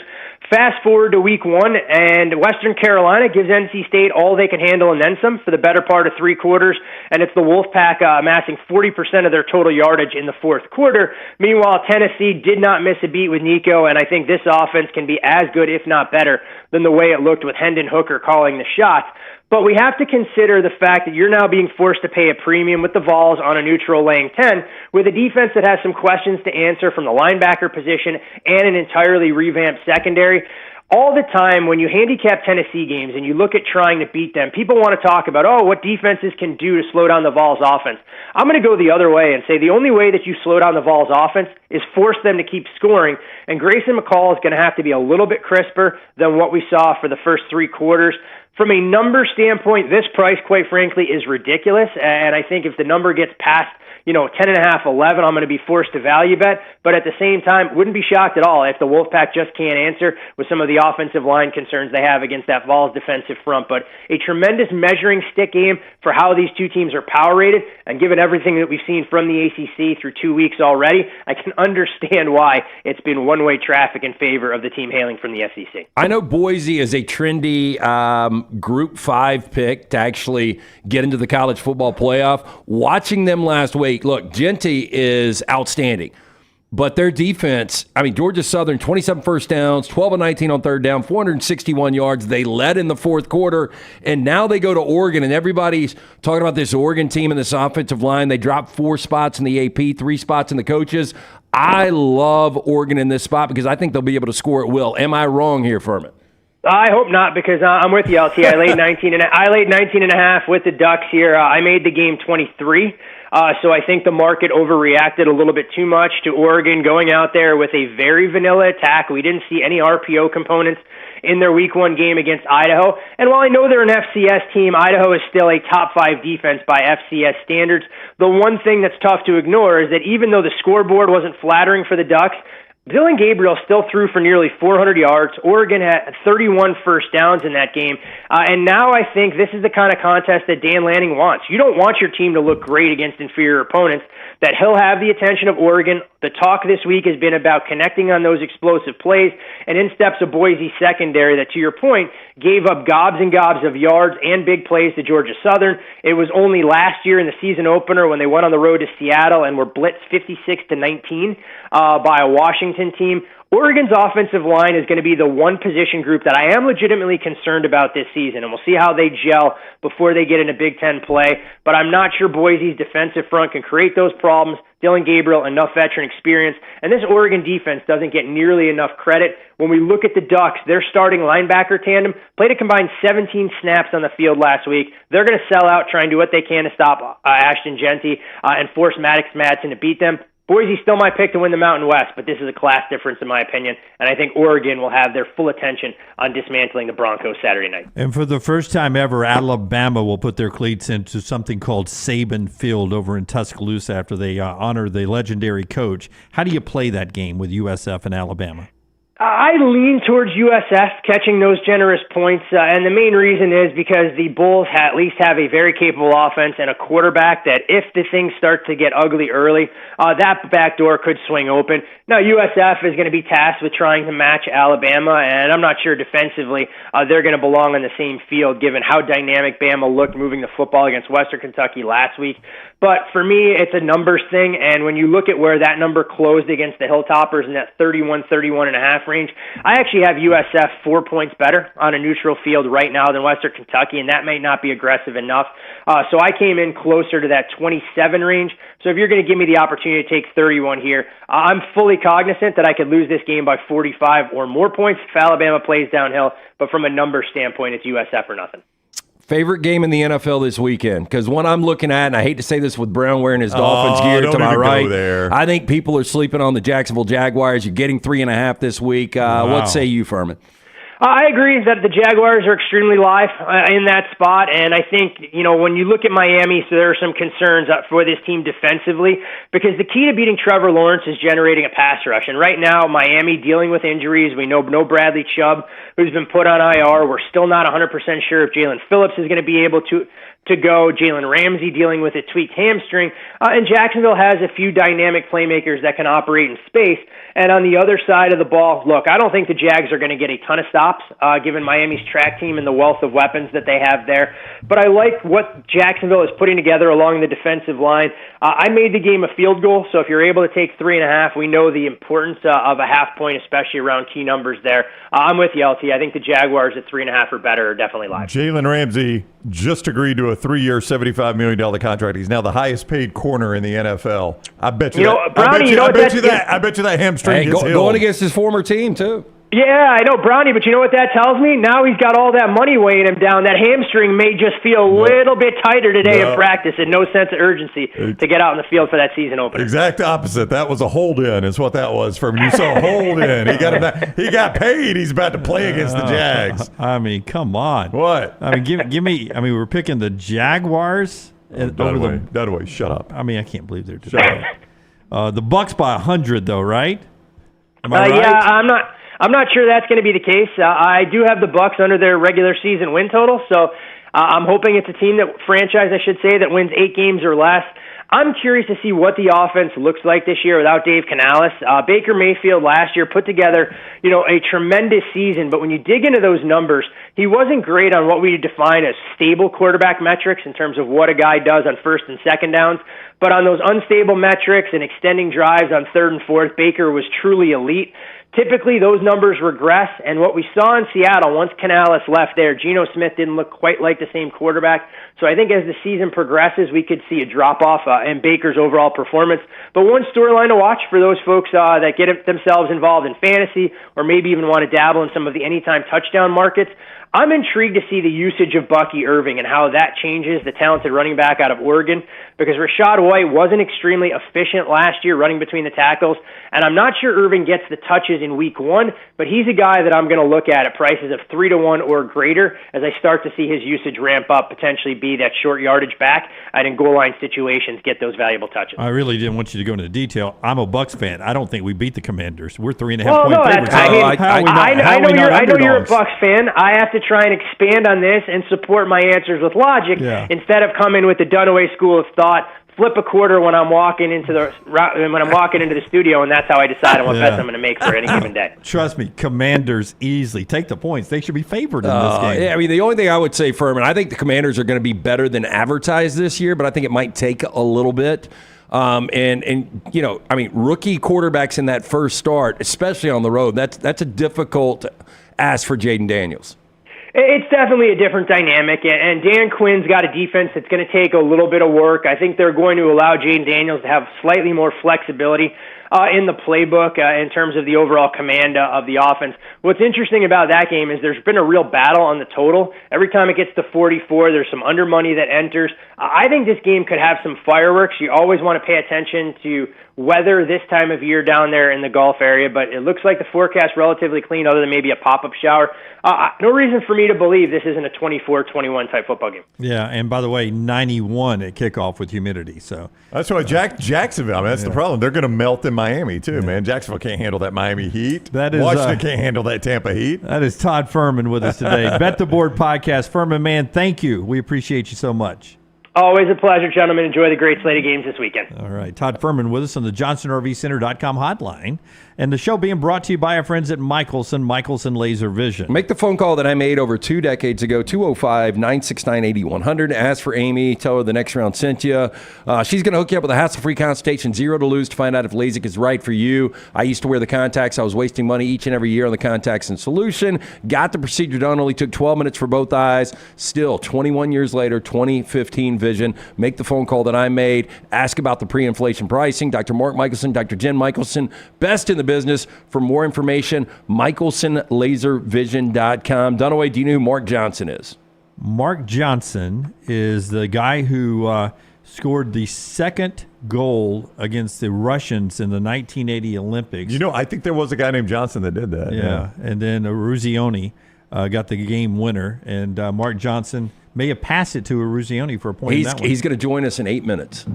In 8 minutes. Okay, we'll move our headlines. Oh, no, or we can play around with this. We'll move it on after Mark Johnson. He is the play-by-play voice of the Colorado Buffaloes. Is he the guy we just saw with the belt buckle? Oh, fantastic. I like his voice. So we'll get him coming up at 10:30. In just a second. 4 downs, Rockstar. Be prepared for that. We're going to do that right here. The Pants Store brought to you as the game day headquarters here on the show. Birmingham in 2 locations, Huntsville, Leeds, Tuscaloosa, and Auburn. They're your game day headquarters for your Bama and Auburn gear, polos and hats and quarter zips and everything you need, maybe a good hoodie or a sweatshirt as well when the weather comes around. Horn and Legend, Cutter and Buck, Antigua, Gentile, and so much more. Ladies has the rompers and the dresses, the Western boots, the Hokas, and the New Balance. Free alterations, free gift wrapping always. Anywhere you're watching us, pantstore.com, pantstore.com. Nothing says Roll Tide and War Eagle more than the Pants Store. One note before we get to the 4 downs. 29 years ago today, Cal Ripken played his 2,131st game, breaking Lou Gehrig's record. I forgot it was a 22-minute delay standing ovation. Did a full lap. Yeah, I remember where I was watching that. I do too. He went on to hit a home run in that game afterwards and got the final out. Really poetic justice there. But that 22-minute ovation. Do you know the person that's the closest to breaking that record right now? Consecutive games played?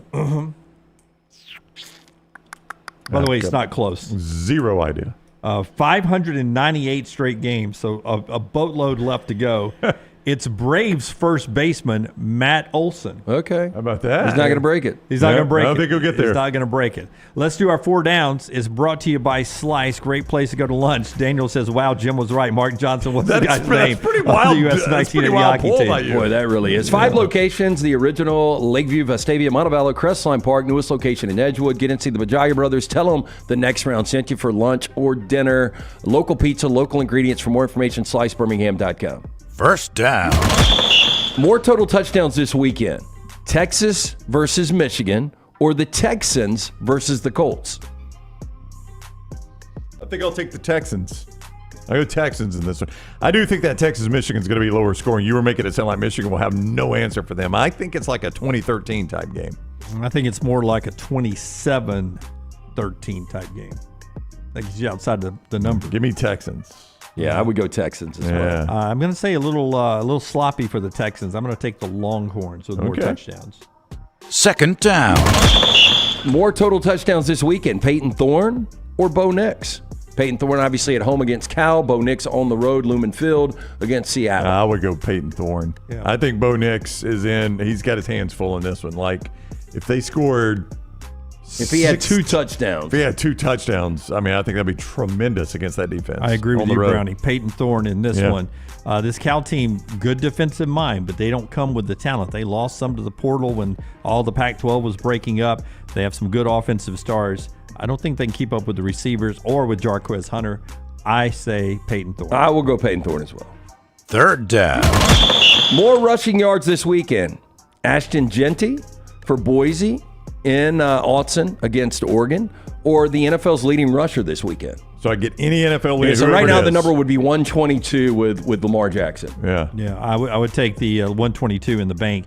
Dan Lanning will design his defense to shut that kid down, because what else did they have on the road at Georgia Southern? This is going to, I'm going to tell you, this is going to be a beatdown. I agree 100%. Boise State's playing for clicks in this game. Yeah, I don't know if, I don't know if you can hold Gente to less than 100 yards because he's that good. Yeah. But I agree with you. I think Dan Lanning, they were sloppy last week. I think they are that team we always talk about from week 1 to week 2, make the big adjustments. And I think Genty will be shut down, or at least by his standards. And I think Oregon runs away with this What one. is that, 21.5 last time I looked at it? 19.5. See, I'm with you. I know I've got 122 in the bank, right, with Lamar. So I'm going to go ahead and take that. I would take Lamar Jackson. Yeah, I would whoever too. the leading rusher is. Dan Lanning's a good, brilliant mind on defense. Fourth down. More passing touchdowns this weekend. Shador against that Nebraska defense, or the top total touchdown passer in the NFL this weekend. Passing touchdowns? Yep. I'm going to take the NFL. I would take Shador. I don't know who it'll be, but I'll take the NFL. I think it's going to be 4 or 5 for Shador. Well, Last year, didn't Tua throw 5 against the Chargers in week 1 last year? I think he was the top in Maybe. week 1. Boy, 5 is a lot in the NFL. It is, but I think he did, Lance, if I remember right. Yep. And he could do it again this weekend. But I'm gonna say Joe Burrow throws for 4 touchdowns on the New England Patriots. So I'm going to go with the NFL guy. And that's our 4 downs, brought to you again by our friends at Slice. Yeah, 5 great locations. Stop in. Created by the late Jeff Pajaya. His brothers, Chris and Jason, continue to celebrate his legacy. Make sure you tell them the next round sent you. From the Hot Mama to the Soul Pie, you're going to love their pizza. Local ingredients, slicebirmingham.com. Hey, and by the way, little dead wood, I messed up a little bit. Oh, no. I thought we were going to do the headlines in the next segment. I did not. It's going to be now at maybe the top of the hour. We'll do it at 11. We don't want to squeeze. We can have Mark on for 10 minutes. Oh, we're good. Let's do it at 11 o'clock. So just a destination. Headlines coming up to start the final hour. We'll do it there. We're about to talk to the voice of the Colorado Buffaloes. Another deadwood thing for me after the show yesterday, I really thought Alabama had a chance to get Jasper Johnson from Versailles, Kentucky. He did not. He ended up going to, wait for it, Kentucky. Big 5-star plus guy in recruiting yesterday. Deadwood from me. All those mistakes made on the show and after the show yesterday, brought to you by our friends at Gray's Tree Services. Hey, look, if you're looking around, you've got some dead pines. You've just got some wood that needs to be removed. Our friends at Gray's, family owned and operated for over 25 years right here in Birmingham. Experts in high-risk tree removals, pruning, soil health treatment to strengthen the trees and plants. Look, they came out to my house a couple of months ago, did a fantastic job. They came to Rocky's house as well. Trusted by nearly every golf course in town, the Birmingham Zoo. No competition. Gray's maintains a fleet of specialized cranes and lifts to get the job done right and prevent damage to your home. You've probably seen them rolling around town. Call them today, 205-281-6100. Tell them the next round sent you. You can scan that QR code or just visit the website, graystree.com. Take the next round anywhere you go with official Next Round gear. Buy yours today at nextround.store. For a great experience in golf, go to Bent Brook, just off I-459 in the Birmingham area. You've got 27 holes where you can play your 18 holes 6 different ways. Open 7 days a week with 5 sets of tees that makes golf enjoyable for any level golfer. You get complimentary GPS on every golf cart, and the AU Victory bent grass greens play as pure as any in the area. Bent Brook continues to improve with upgraded greens and redesigned holes. Book that next tee time right now. BentBrook.com. BentBrook.com. Hey, you feel that? That's fall in the air. And New Balance Birmingham got your fresh fall pair to kick it during game time and sport from the sideline. Come together at New Balance Birmingham on Highway 280 right next to Chick-fil-A. New Balance Birmingham, we got now. Stop by the New York Butcher Shop and pick up the finest in certified Angus prime beef steaks and burgers, premium pork chops, ribs, and all-natural chicken cut to order just for you. Their chef-prepared entrees and side dishes are the perfect dinner-to-go choice for your family and are ready to heat at home. With a great selection of fine wines and desserts, the New York Butcher Shop is your one-stop dinner shop. 2 locations to serve you, Cahaba Heights and on Highway 119 in Greystone. The New York Butcher Shop. Rare quality, well-done service. Storm season is here. Make sure you have a plan of action in place right now. Greg from Pell City and Storm Restoration Roofing should be your first call when storms hit. Insurance companies love working with Storm Restoration Roofing because of Greg Nelson's name and reputation in the industry. When storms hit, call Greg Nelson. He's local, 205-542-3531. He's the home of the free no-cost roof inspection. Greg from Pell City on Facebook, 205-542-3531. It's Storm Restoration Roofing. Hey, let me tell you about our friends at Urology Centers of Alabama. Compassionate and comprehensive urological care with 35 physicians, 17 locations across Alabama. Their patient-centered approach to all of your urological needs. Remember, they've got that new men's health center. It is beautiful, helping men with a wide range of sensitive male issues in a comfortable environment. You can always go online, visit urologycentersalabama.com, schedule an appointment with one of their many urologists today. Remember the name Way to Wellness if you're battling weight loss in your life. I'm Jim Dunaway from The Next Round. There was a time I was over 216 pounds until Way to Wellness helped me lose 45 pounds, and now for over 2 years, they've helped me keep that weight off. Here's their website, aplanforme.com, aplanforme.com. That's a great name for a website because there's no cookie-cutter plan. Everything is designed specifically for you. No contract, no sign-up fees, and your first consultation is free at Way to Wellness. You never know what we're up to here at The Next Round. The easiest way to stay in the know with our antics and adventures is to follow The Next Round across all social media platforms at Next Round Live on Facebook, Twitter, Instagram, and TikTok. Whether it's Dunaway sleeping in the studio, Tim and Lunceford breaking down the latest movie release, or Game Day Chronicles, we are here to keep you updated on the latest sports news while, of course, having just a little bit of fun. Follow at Next Round Live across all platforms to join in. Hey, Lance Taylor from The Next Round to tell you about one of our favorite places for breakfast, lunch, and dinner. That is Hamburger Heaven since 1982. Hamburger Heaven has been serving Birmingham's best hamburgers, cheeseburgers, French fries, hand-spun milkshakes, and sandwiches made fresh to order. All of their ingredients are fresh and prepared daily. This includes their beef, always fresh, never frozen, hand-pattied each and every day. For breakfast, lunch, or dinner, visit any of the 4 locations, Highway 280, Irondale, Gardendale, and Homewood.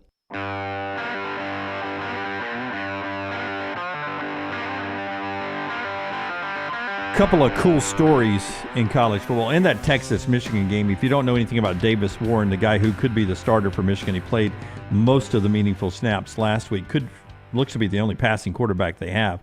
5 years ago, as a 17-year-old, he's diagnosed with leukemia, and it's the myeloid leukemia that at his age had a 66% survival rate.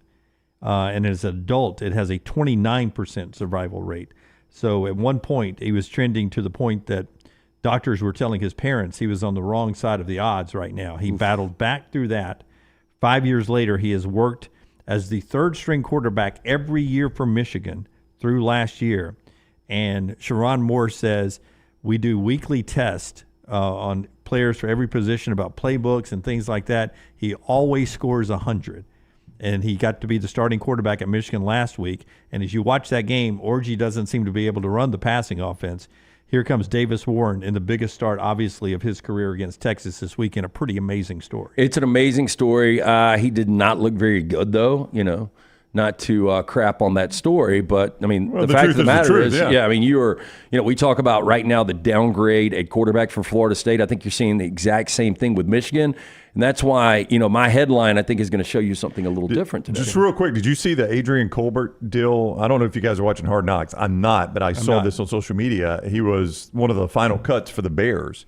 And if you don't know his story, he was hit by a car on a bicycle. It was technically his fault. He ran a stop sign, and a car didn't have time to stop and hit him. The car was doing 55 miles per hour. He was in a coma for 2 years or 2 weeks. It keeps getting 2 years. It's like Steven Seagal and Hard to Kill. Yeah. He was in a coma for 2 weeks, and the doctors told his family, he was coming from a football game, and they were like, "He'll never, he'll be lucky to walk. Don't try to think he's going to play football again." And the dude's trying to make an NFL squad. Yeah. Ryan Poles, you know how they have the camera where they show the cuts? Yeah. Ryan Poles, the Bears GM, had to excuse himself. He was so emotional that he had to cut the kid. And he's like, "You're everything we would want, but those are the best moments. Yeah, as sad as they are of Hard Knocks, because I've never seen one cry though. That guy, he legitimately was crying. You guys both had a story. Did you watch Game Day? Was it last weekend where you remember the Purdue kid that Ohio State? Yeah, the kid that passed along with cancer, and he was at the game, and they ran him off the field. Did you all see the story last week, though? No. So the kid that pushed him on the field, his younger brother, now is an offensive lineman for Purdue. Are you serious? And so, how cool is that? I got chills just watching it because, him running out of the tunnel, I mean, how proud would his older brother be? Yeah. That's amazing. Really good. God, I love sports. I got chills there. And pretty cool moment happening this weekend at the LA Coliseum. Reggie Bush's jersey goes back up out there. And also Caleb Williams' jersey goes up out there. They're retiring number 13, the Heisman Trophy winner, at the game against Utah State. What a sight to see, they say on the USC. That's the way it's going to look there at the LA Coliseum as they have their home opener this week for the Trojans. those moments in college football today, brought to you by our friend at Dr. B.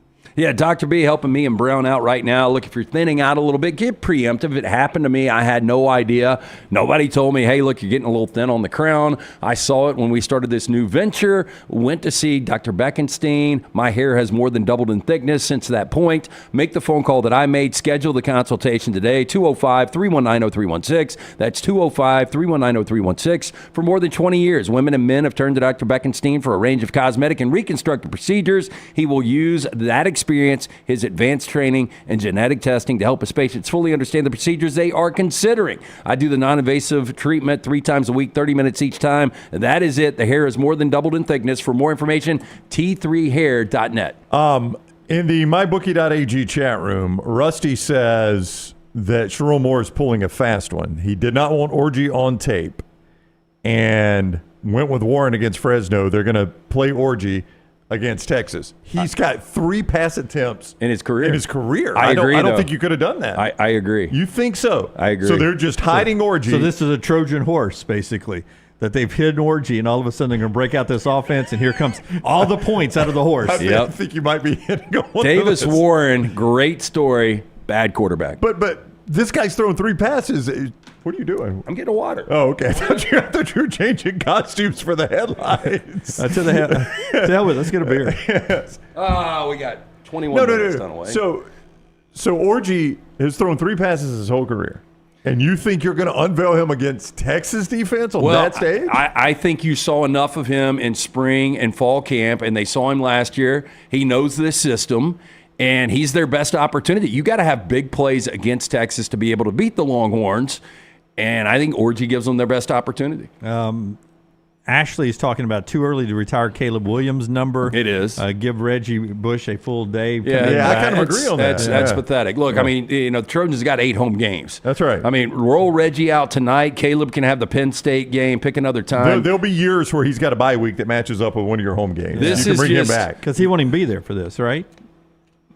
The Bears play Sunday. Yeah, he won't be there. He won't even be there for this. Yeah. Yeah, I mean, agree wait with for his bye weekend. But I mean, maybe this is just a flex on USC. We've got an overflow of great talented players. Yes. We'll roll 2 Heisman guys out there at the same time. The flex is they've got enough of them they can cover entire sections of that stadium they play in. If you saw the photo, that's the flex. Brown. All right. Programming note again. We're going to talk to the play-by-play voice of the Colorado Buffaloes coming up at the top of the hour. And now we're going to do the headlines here, Rockstar. And the headlines today are going to be brought to you by our friends at UCA, Urology Centers of Alabama. It's your chance to get checked out, guys. Something I've done recently this week. You can too. Over 35 urologists at 16 locations across Alabama treating all your urological needs from prostate health to kidney stones. They'll take care of you. Visit urologycentersalabama.com to schedule your appointment today. And also by our friends at Gutter Cap. Gutter Cap, the leaves are starting to fall, man. Yeah, it is that time of year. Taking the dogs to the dog park, leaves everywhere. The last thing you want to do, you work all week. The weekend is here. Football's on. You don't want to get on the roof. It's a dirty, dangerous job. You slip, you fall, you snap the neck and die. No good to the wife or kids. Call my good friend Chris Stewart. Absolutely free estimate. 205-823-2212. Gutter Cap patented metal cover system. It fits over most existing gutters, allowing only rainwater inside. Simply eliminate your gutter cleaning forever. Gutter Cap A+ rated with our Better Business Bureau. Chris is on the board of directors. Eliminate that gutter cleaning forever. 45% off the retail price right now. That's 45% off. 205-823-2212 or guttercapbirmingham.com. The College Football Spotlight. Like the game's already been played. Monday's headlines today. What's her name again? It does that. Amber. Amber, I miss Amber. She's the best. Amber's a sweetheart, man. You still talk to Amber every now and then, Rocky? Probably once every 12 months. Once every 12 months. When she comes up here and does the commercials. Last 4th of July. You see your dentist more? Time for a cleaning, Amber. I love her on our headlines. Appreciate her doing that so much. Who wants to start us off? LT? I mean, I'll start us off because I told you where we're going. Ann Arbor. I know the theme is going to get old because I had a little bit of this last week. 11 o'clock, Fox. Everybody says Texas will run them off the field. All Sark, no bite. Deputy visits Big House to serve notice, and orgy erupts. All Sark, no bite. I like it as the Michigan sign. We'll play on noise there. Dude, look at orgy. Who needs a shirt? I wouldn't wear it if I was the Brown Bandit. Would he say that? Hey, who needs those points? Who needs that shirt? Who needs that shirt, baby? I'm taking that thing off. I like who put the sheriff hat on Sark there. That's really good Photoshop. I will tell you, I think Quinn Ewers is a better deputy than DJU as a quarterback. I think he's Is that fair? He's a better actor than DJ is a quarterback. Absolutely. That's very good. Very good. I agree with that. And a good theme. We don't need backup. Yeah. Hey, wait, that's back-to-back orgies. Yeah, that is true. Are those still a thing, or is that just Roman Empire stuff? I don't know. I don't know if there's maybe in the 70s. I don't know. Wolf of Wall Street had the worst one in the history of man, but I'll go ahead and tell you. Don't sit on that furniture. I hope Michigan does not play Oregon State this year. Or South Carolina. Or South Carolina. Either one. Or Jack State. Yes. Or Jack State. Yeah. Brownie, I'll go next. I feel like yours is really good. You feel like mine is good? Based on what? I don't know. Mine's not great. All right. From the Something in the Orange Post, say my name, say my name. Ball's Destiny Child wins again. Well, I mean, you got copy everywhere. I don't even know where to read. Yeah. Say my name, Ball's Destiny. See, that's a song. Say my name, Destiny Child. And everybody's trying to say Nico's last name. So say my okay. I get it now. Hey, and I'm still getting people saying it differently that are in the business. All right. I've got it saved.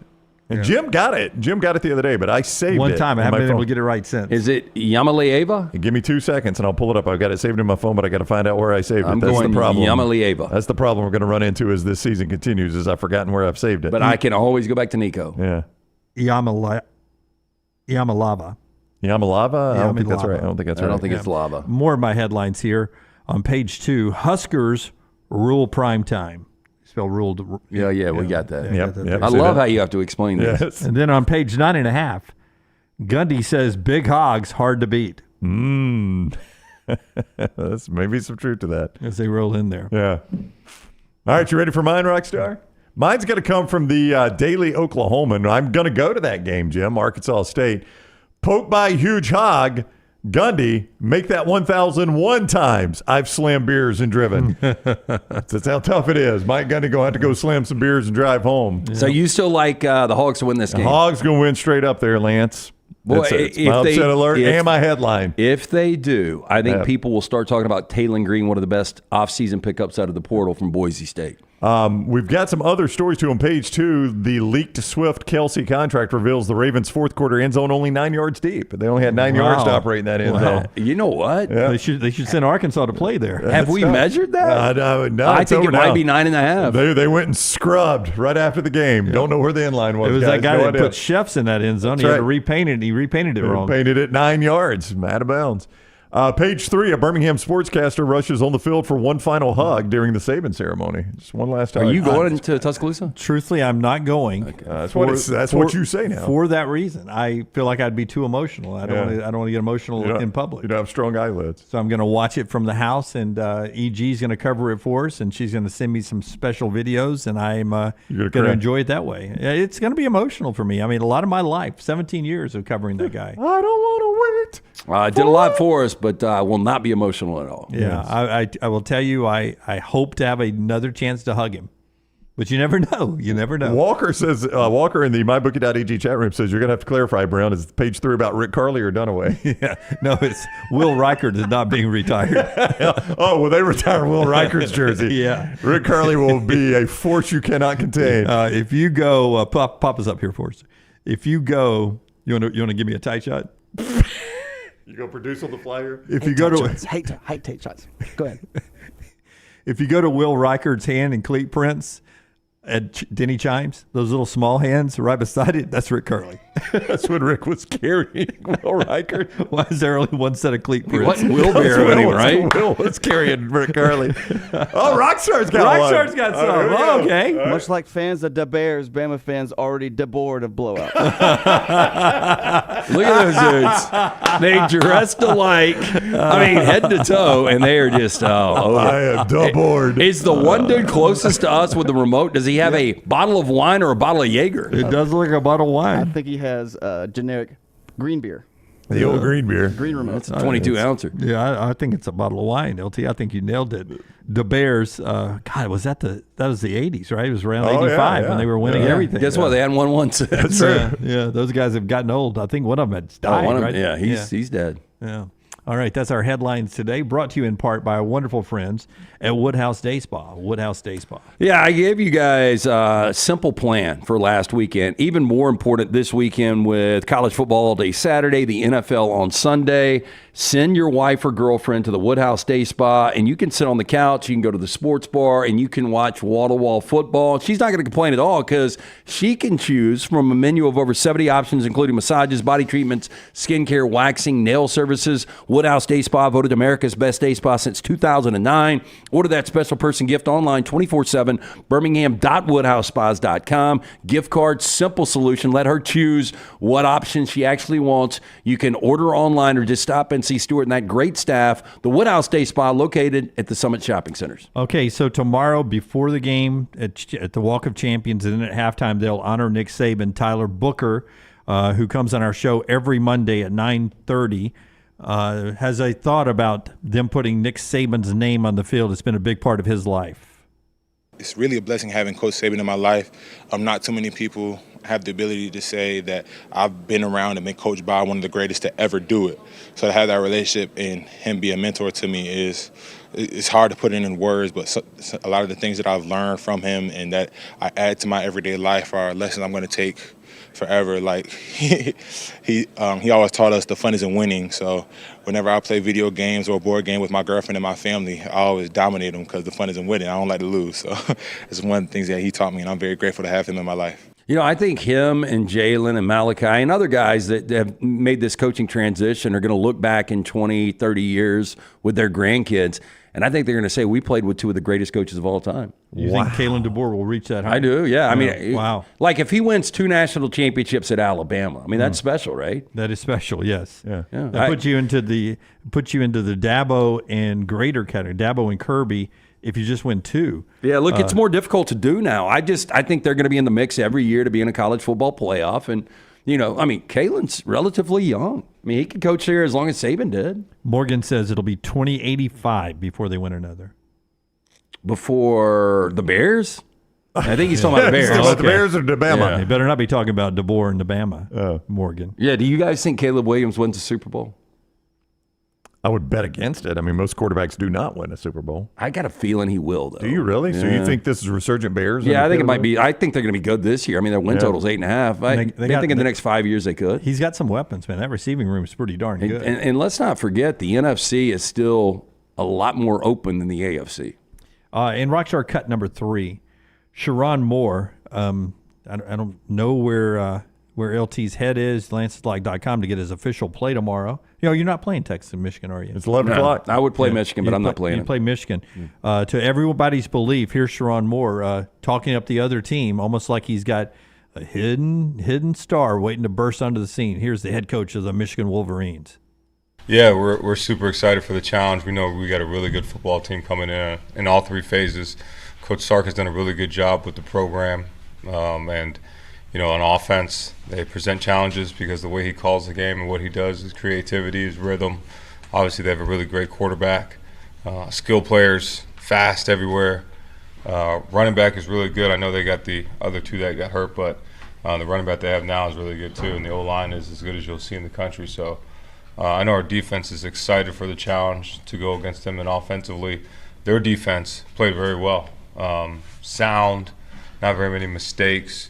I think they have 4 returning starters on defense, and they have guys that have played. So, super excited for Saturday. Now he, you know, the Fresno State thing was one thing, and obviously people were worried at one point about Michigan winning the football game.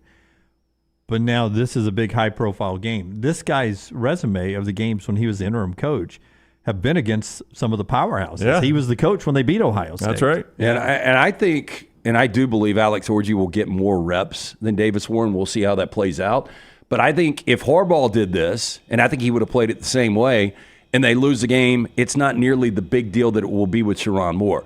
Like if Alex Orji plays the majority of the game, turns it over multiple times, they lose by double digits, people are going to be like, what the hell was he doing? Why was he not getting reps against Fresno State? No, you're absolutely right. If the Trojan horse plan that was mentioned in the mybookie.ag chat room, and this is, I'm just speculating. I have no idea.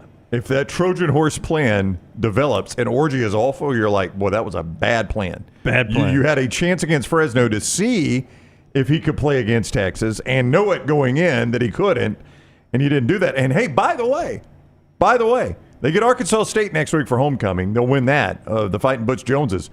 But then USC comes to town week 4. That game looks a little bit different than it did in the preseason after you've seen USC play now.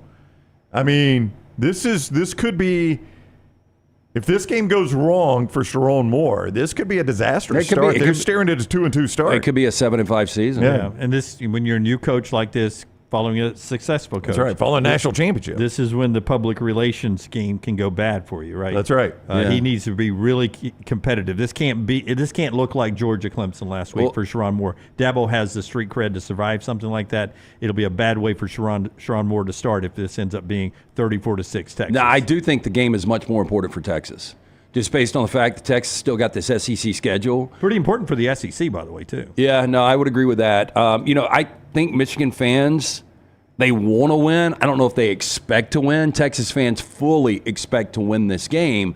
So I think that is kind of a fascinating angle that Michigan could actually lose this game and be okay. But can you imagine? Yeah, we haven't talked about this angle if Texas loses. If Michigan, though, does lose and they lose convincingly, like a lot of people believe they will, and they go 7-5 this year, I would say that in Harbaugh's last 5 years in Ann Arbor, he might have only lost 5 games. Is that fair?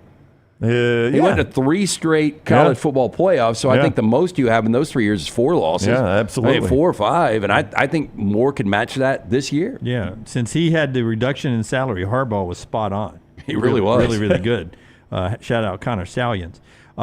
Quinn Ewers. By the way, he's acting head coach now. Have you seen that story? At his high school? At that high school he went to, this is terrible, but this coach had a stroke.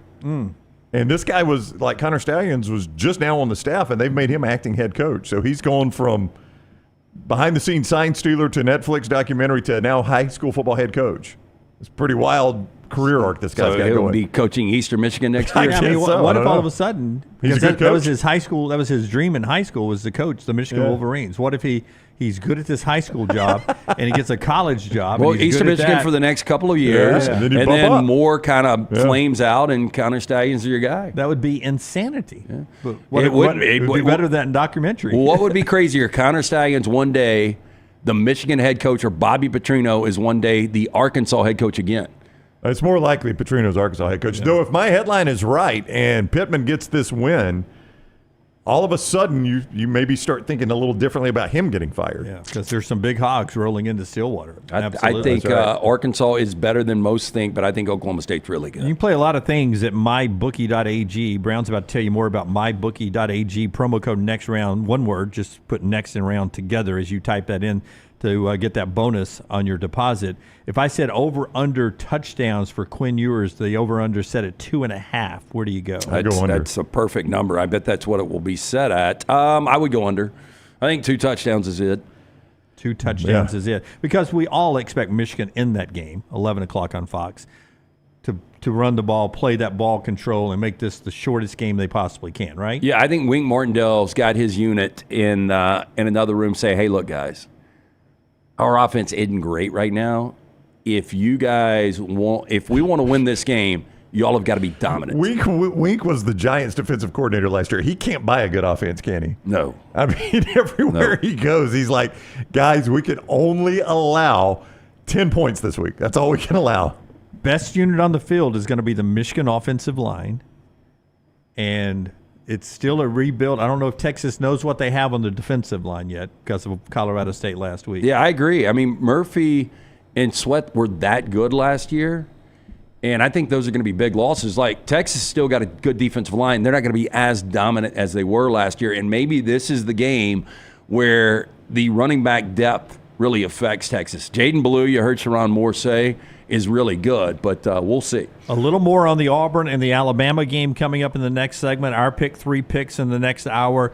Also, trash in the next hour. We'll talk to the voice of the Colorado Buffaloes in the next hour. All of that brought to you by our friends at mybookie.ag, mybookie.ag. Where right now you can get Green Bay as a 2-point favorite in tonight's game. Or excuse me, Philadelphia. Yeah, I excuse think me. it is actually, is it 2? I got it at 2 right here, I saw it mybookie.ag. dip down to 1.5. Philadelphia at 2, a total of 49.5. The college games tonight, SMU, 11.5-point favorite over BYU, and still Northwestern, a 2-point favorite over Duke. Right there at mybookie.ag, as Jim said, when you sign on, you make that initial deposit to play week 2 of college football, week 1 of the NFL.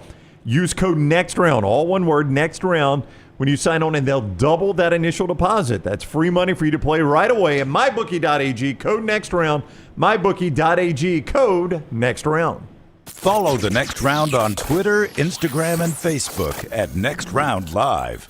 Are you tired of buying your CPAP mask and supplies online only to be disappointed? It's time to visit CPAP Plus, your locally owned and operated CPAP shop that prides itself on personal service. Come see what you're buying at CPAP Plus with 3 convenient locations in Pelham, Highway 280, and now open in Trustful. Drop by for a free CPAP checkup and free filters, no appointment needed. Plus, sign up for their giveaway for a chance to win a free travel CPAP machine. Just Google CPAP Plus or visit any of those 3 locations. Bryant Bank, member FDIC, equal housing lender.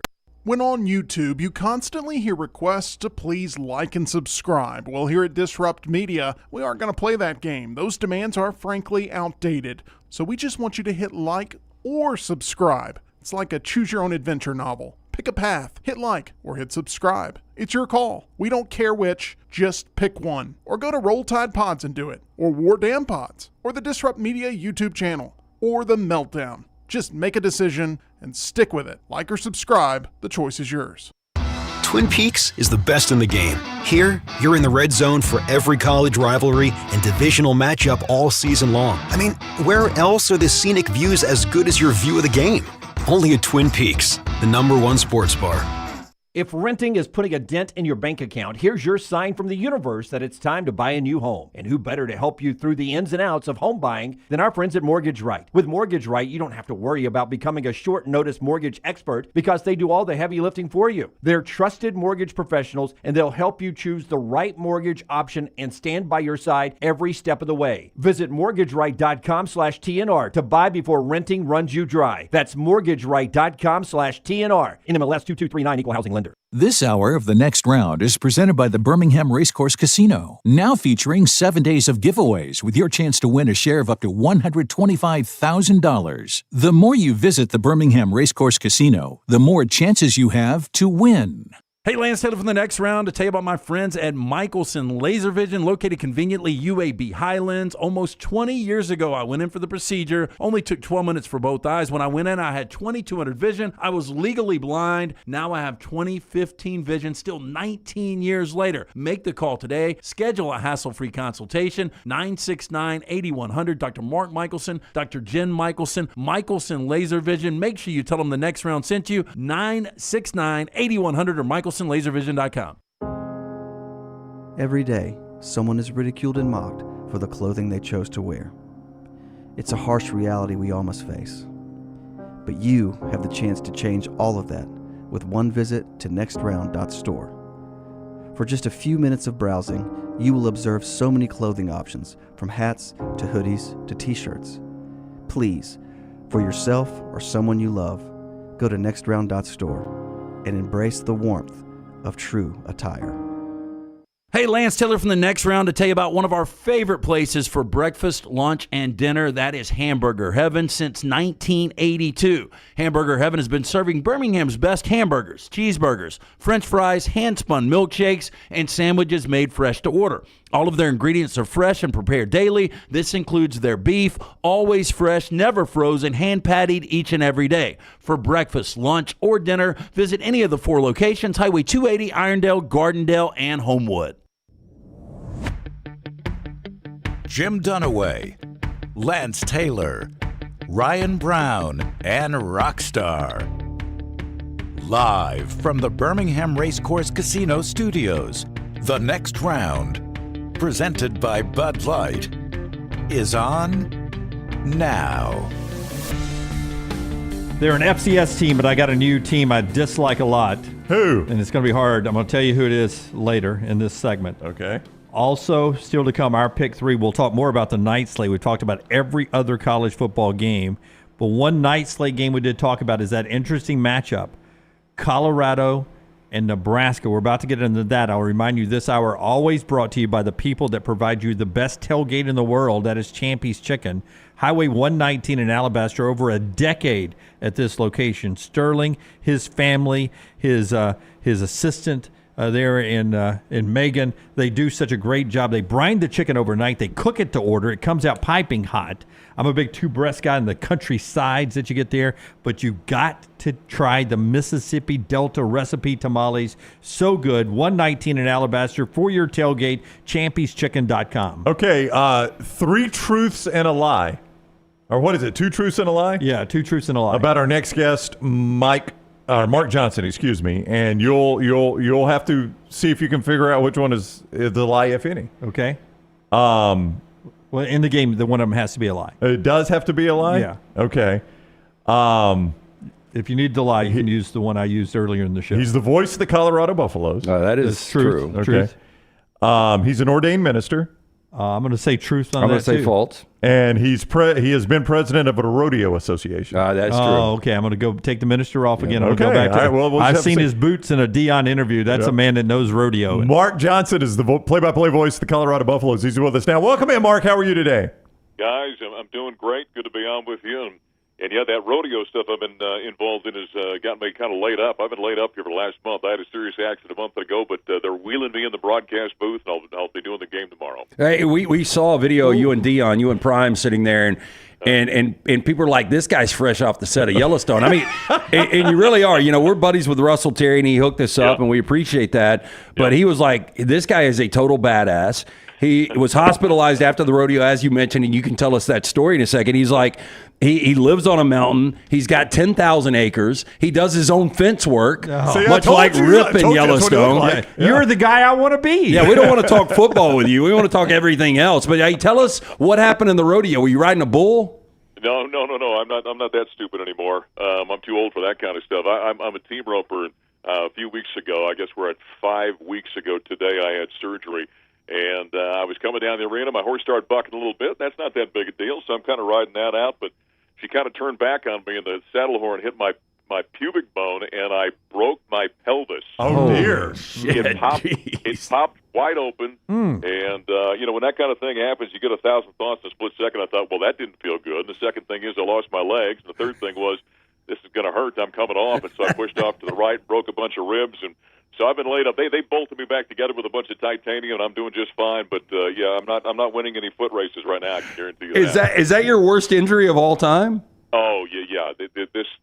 I had an EMT buddy of mine I was talking to a few weeks ago. He says, that's about as bad as we pick people up for the most part. So I wouldn't recommend anybody doing that. That's a heck of a deal. But I'm slowly getting back to it. And like I said, they're wheeling me in the broadcast booth. They called me after the surgery and said, what are we going to do? And I said, I'll be there. I'll do the games. And they said, you sure? And I said, well, heck, my voice is fine. It's everything else that's messed up right now. So we're doing all right. But, yeah, we've got a big ball game coming up in Lincoln tomorrow, don't we? Yeah, you do. You do. The evil Knievel of college broadcasting with us, Mark Johnson, is here. He's broken more bones. Maybe they're Caesar's Palace this weekend as Colorado goes to Nebraska, and they're trying to ruin the Big Red's dream. I want to ask you, just being around Deion Sanders, I mean, he seems... if you're on the right side of him, he seems like such a media-friendly guy. What's it like covering Deion Sanders? Well, I tell everyone this. Normally guys in my position, and I've been here 21. It's my 21st season now doing the Buffaloes. You get very close to the coaches. You spend a lot of time with them. You pop in their office. You can sit and talk for a half hour and kind of get the scuttlebutt behind what's going on publicly and what's going on with the team. With Prime, it's this way. He's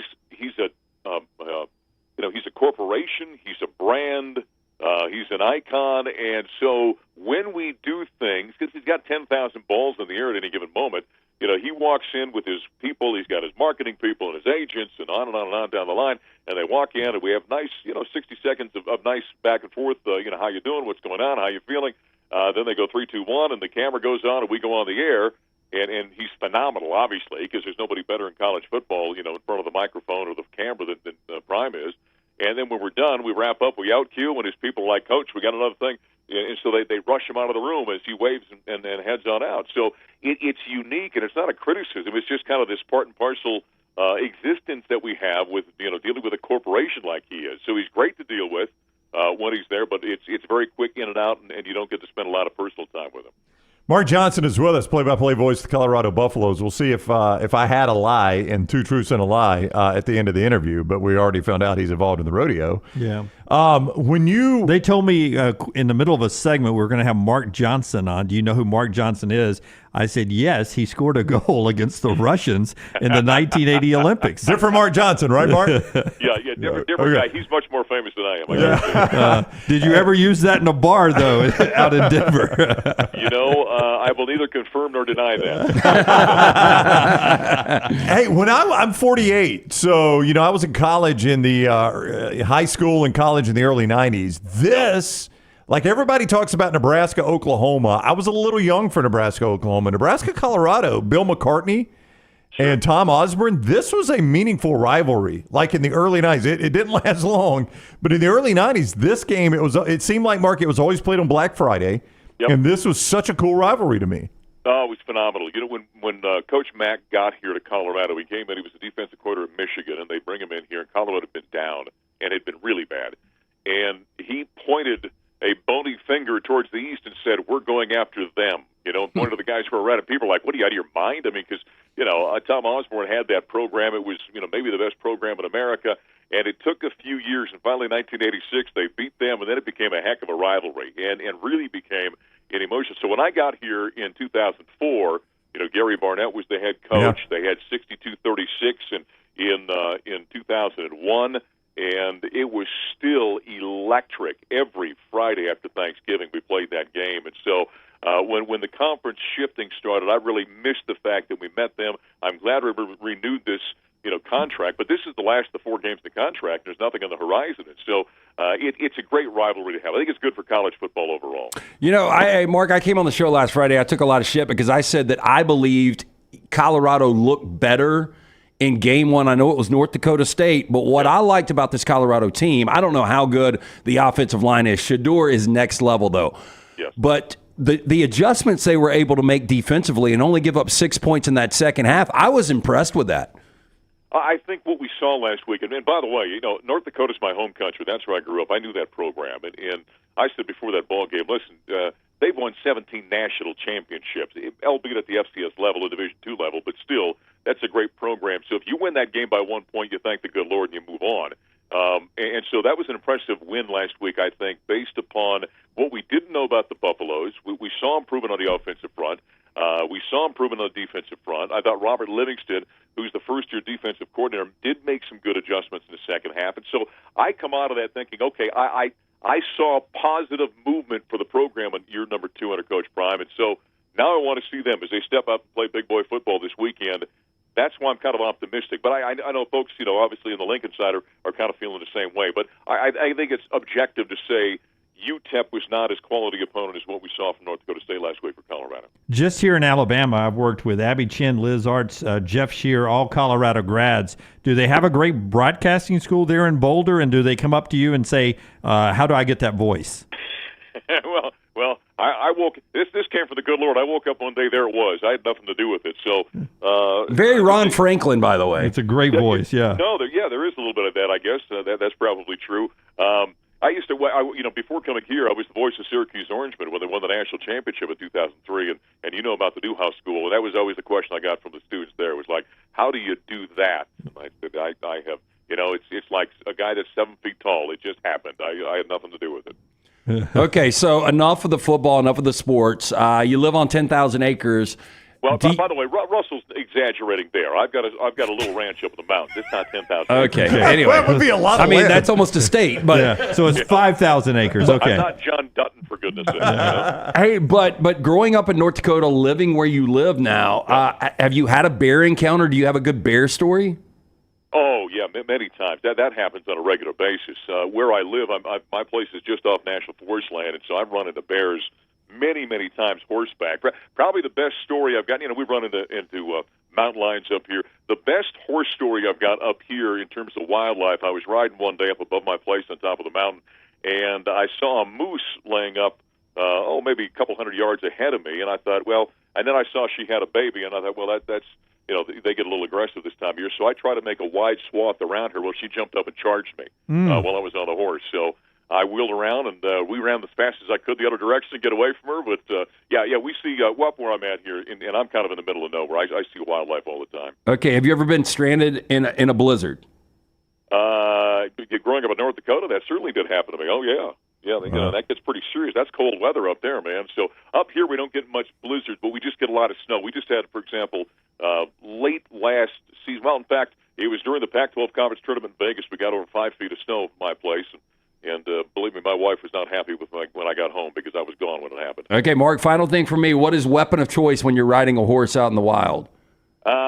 When I get up there, because of the bear activity, I've got a SIG P220 that's 45 caliber that I'll carry one, and I carry that when I'm hunting as well, when I'm up in the wilderness. Okay, that will take care of a bear?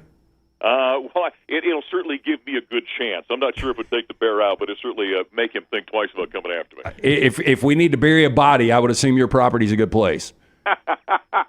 Again, I will neither confirm nor deny that. So what cool brand does your cattle workers wear on their chest? All right. I'm sorry, what was the question? Do you have a cool brand, like do you brand your cattle? Or? Yellowstone, the brand they put on their guys' chest. I'm a non-cattle rancher, but I've just got horses up in my place, and plenty of people around us have got cattle, but and I work cattle quite frequently with guys and do brandings, that kind of thing. But at my place, I've just got horses at my place. All right, here we go. We're going to wrap it up with 2 truths and a lie. You guys see if you can determine the lie here. He is a auctioneer. Okay. Mark Johnson is an auctioneer. Okay, I got to hear them all before I go. Mark Johnson's wife is a Miss America contestant. With that voice, that doesn't surprise me. I can believe that. And Mark is an ordained minister. Which one's the lie? Well, you keep going to ordained minister. I don't know if he is or not. Hey, what was the first? He's an auctioneer. He talks a little slow to be an auctioneer, but I bet he can pick it up. Yeah, I'm going to go that with that voice, Miss America doesn't surprise me. Right. And the boots. Seems like he fills out those boots okay. Okay. I'm going to say, what was the last one again? He's an ordained minister. It's twice I've used that one. Yeah. I might be baiting you in on this. I'm going to go ordained minister. I'm going to say that he's got the voice of God, so he decided it was a calling. Yes. Are you an ordained minister? No. When I was coming out of high school, I was going to be either a sportscaster or a pastor. And my old joke had always been that the Lord knew that nobody needed the Lord more than the media did, so that's where he sent me. But That's so true. You guys know that, and but I do preach a lot, but I'm not ordained. But I do speak at men's conferences and churches all the time. I am ordained. What's your normal? I mean, I know the normal message would be the gospel, but I mean, do you have like a theme? Well, not necessarily. I mean, as many speeches as I do, things change and topic matter changes. But I just talk to guys about being men of God, being accountable, being leaders of their families. So that's kind of when I talk at men's conferences. That's a pretty common theme for me. Damn, dude, you're fascinating. You really are, man. Yeah. You've lived a life, and you are an auctioneer, right? That was a truth. Yeah. I did go to auction school, and I don't do any livestock stuff. I just do some kind of charity stuff every once in a while, and just kind of help out some local charities. Yeah. Hey, we got to have you back on if you've got time. Fascinating, Mark. Yeah. It's been fun. Anytime, fellas. You guys give me a call anytime. Yeah, sadly, we're good friends with the Nebraska coaching staff, but if not, I'd be cheering for you on Saturday night. Tough. That's all right. We got there's a the fans hate each other, but there is a mutual respect between those programs, so we're looking forward to it. MJ Buff's Voice is where you follow Mark on social media if you'd like to do that. MJ Buff's Voice. It has been a true pleasure, Mark. Thank you so much for the time. All right, no problem, guys. See you. All right, take care. Mark Johnson with us on the JohnstonRVCenter.com hotline. What a fascinating dude. Shout out to Russell Terry for helping us out with that. That was great. I'm glad we did that. I want to be that guy. Yeah. I mean, that's the guy. If you could be a guy, I'd want to be that guy. I would love to live in that situation. Yeah, but be able to handle it. Like I couldn't go live there now. Yeah, Blizzard comes in October. I'm like, dude, I'm going to die if I don't have enough food. I don't even know how to do fencing. He was talking guns. I don't even know. I mean, Glock is all I know, and I really couldn't pick a Glock out of a lineup. I don't even know what it means. I just hear the movies all the time. When it comes to the bear, and he said he has a 45 caliber that he carries. I have heard that the bear spray is actually more effective because if you hit the bear in the wrong place with the bullet, it's just going to instigate them more. Pisses him off. Yeah. If you go after the king, you better get better get the crown. I just can't even imagine crossing up a bear. Yeah, no, or a moose apparently. I'll still take my chances with the moose. All great stuff, man. Let's call that guy back in the summer. Out of season. I would do it anytime, man. He's fascinating. More wildlife stuff. Get him on a Zoom up on top of one of his mountains, and do it there. Show being brought to you. Did we do New York Butcher Shop? We have not yet. Yeah, I mean, great. I got a gift card still. I'm going to go by and empty the chamber on that thing and load up again for this football Saturday. So young Jack is heading to his grandfather's little compound. He's got 300 acres a little west of us. But tonight he's coming over, and he's already asked me, can we pick up New York Butcher Shop? And I said, absolutely, of course. We just got to figure out, are we doing the steaks? Are we doing the smash burgers? Whatever you pick up from the New York Butcher Shop, you're going to absolutely love. Jim and his great staff, they're fantastic. 2 locations, the original Cahaba Heights, Highway 119 in Greystone. Great sides with a fantastic selection of fine wines and desserts. New York Butcher Shop, one-stop dinner shop. 2 locations, New York Butcher Shop, rare quality, well-done service. You know what's going to be my meal tomorrow? What's that, Jimmy? Because I had a steak last night from there. But I saw him last week when I was in there. The sausage he makes there. The sausage dog. Oh, you know what I ate last night? What? I told you guys about the meatloaf. I had it again last night. It's the best meatloaf I've ever had. And I'm not going to lie, I haven't had a ton of meatloaf recently. It is absolutely fantastic. But when I was there you buy it at New York Butcher? New York Butcher. Just heated it up. Last week when I was buying the steaks for week 1, I walked back and I was like, oh, handmade here at New York Butcher sausages for a hot sausage dog. And it's got the brats too, but I'm not a big brats fan for some reason. I'm going to do those sausage dogs tomorrow. Heck yeah, I love Sounds good. Sounds good. Love them. Do you put anything on them? Yeah, I'll put kraut and mustard on them. Yeah, that would be good. I think you could do the smokehouse dog too with the barbecue sauce and jalapenos. I could do that. And I'm going to do the Utz. Mike's Honey Chips. Those are fantastic. Have you tried them? I went and bought them back after you said to try them. They're so good. Yeah. So you're going to wear that sweatshirt out, aren't you? That's why I wear it on game day, man. You cannot fill this thing out. Can't fill it out. All right. Still a couple of things to do in this segment about the night games. Don't forget lanceslock.com for the play. And don't forget Hemp Hill Services, LT, that they're the people you need to call as we get colder. 50 degrees on Sunday. Going live at 5 o'clock tonight, lanceslock.com. Make sure you follow us on Twitter. We will be discussing the full card tomorrow in college football. Always brought to you by our friends at Hemp Hill Services. Adam, Chad, Andrew, the guys there ready to serve you. Trusted name Birmingham has trusted since 1954 for all of your plumbing, heating, and cooling issues. If you experience any of these in your home or business, they are ready to serve you. 205-229-2090. Hard to stop a train. HempHillServices.com. Okay, now it was only against Chattanooga, but Nico looked the part. Little tougher setting, little tougher defense coming up this weekend. Realistically, what do you think Nico does? I think Nico has a big game. I just don't think the moment's going to be too big. There's a reason that there were the rumors, $6-7 million for this kid. Some people believe he could already be the best quarterback in college football. I think that is yet to be determined, but he can make a statement against NC State and Charlotte. I think this crowd's still going to be split, although it's in the backyard of the Wolfpack. Tennessee travels well. I just don't know how good the back end of this Tennessee defense is.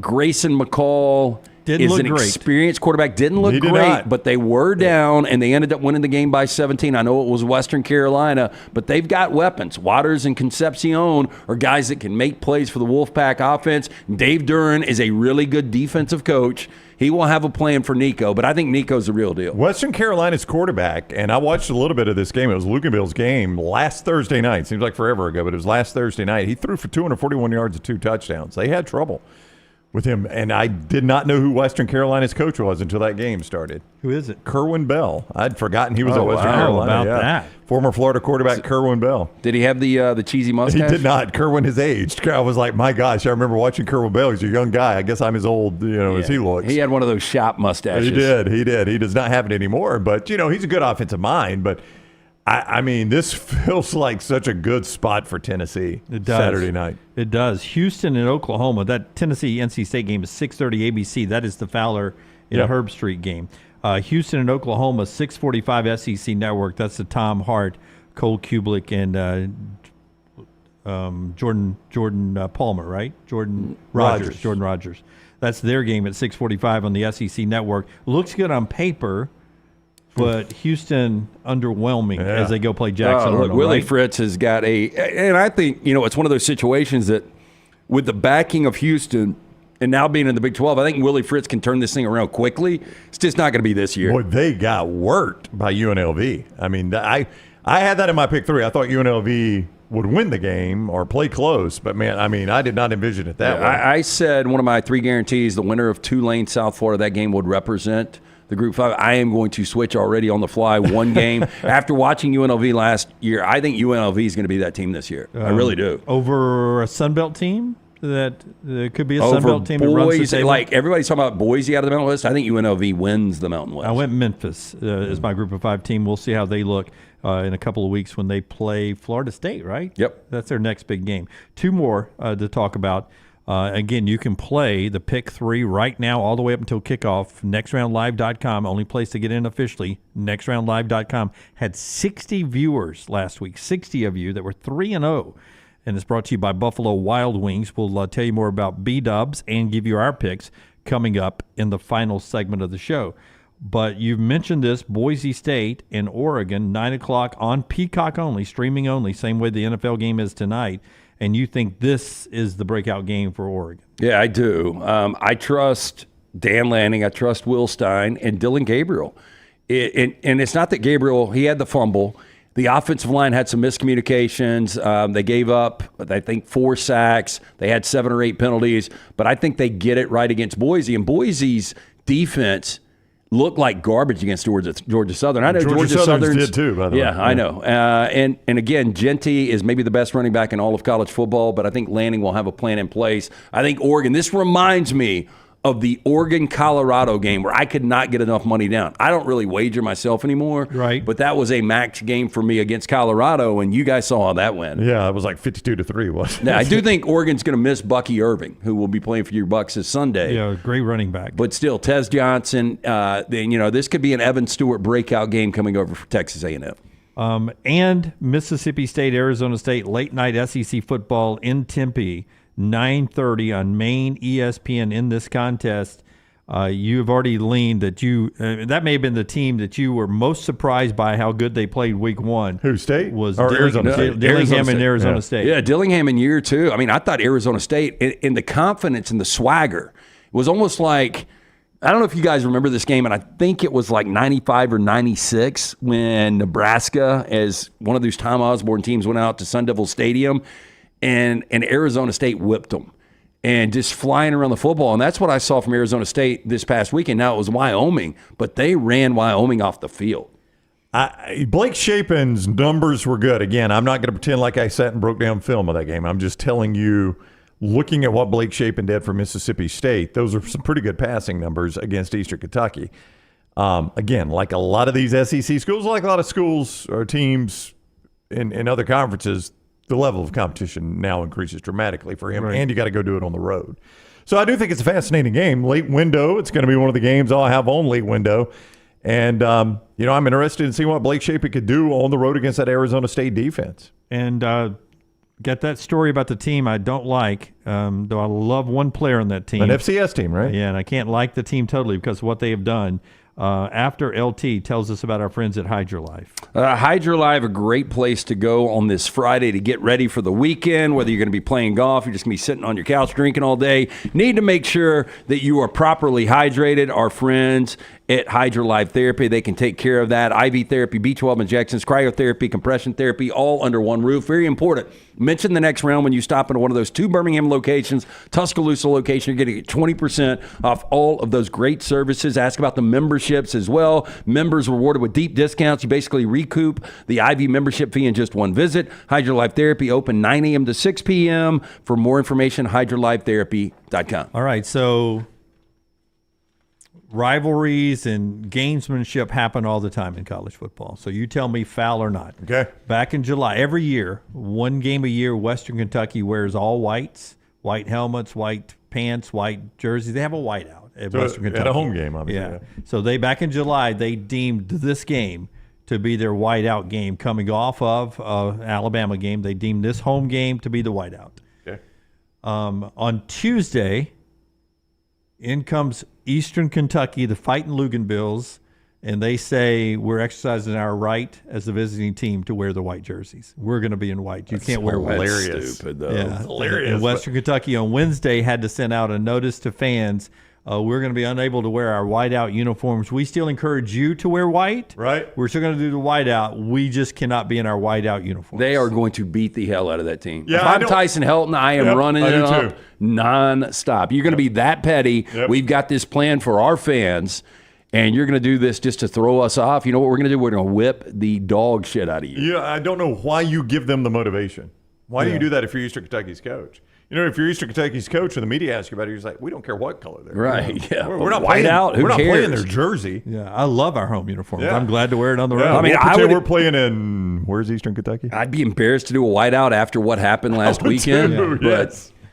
There are occasions, like LSU still, every one of their home games, they have to They got to get permission, right? They have to ask the opposing team, and the SEC seems to be okay with it every time they go there, the SEC teams.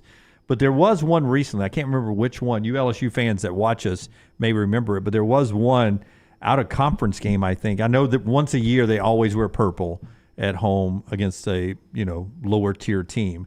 But it seems like there was a high profile team that refused to wear to give up the white jerseys and let them wear their whites. I can understand if it's like a September 2:30 game and it's 95 degrees, maybe that you want to wear the lighter shade.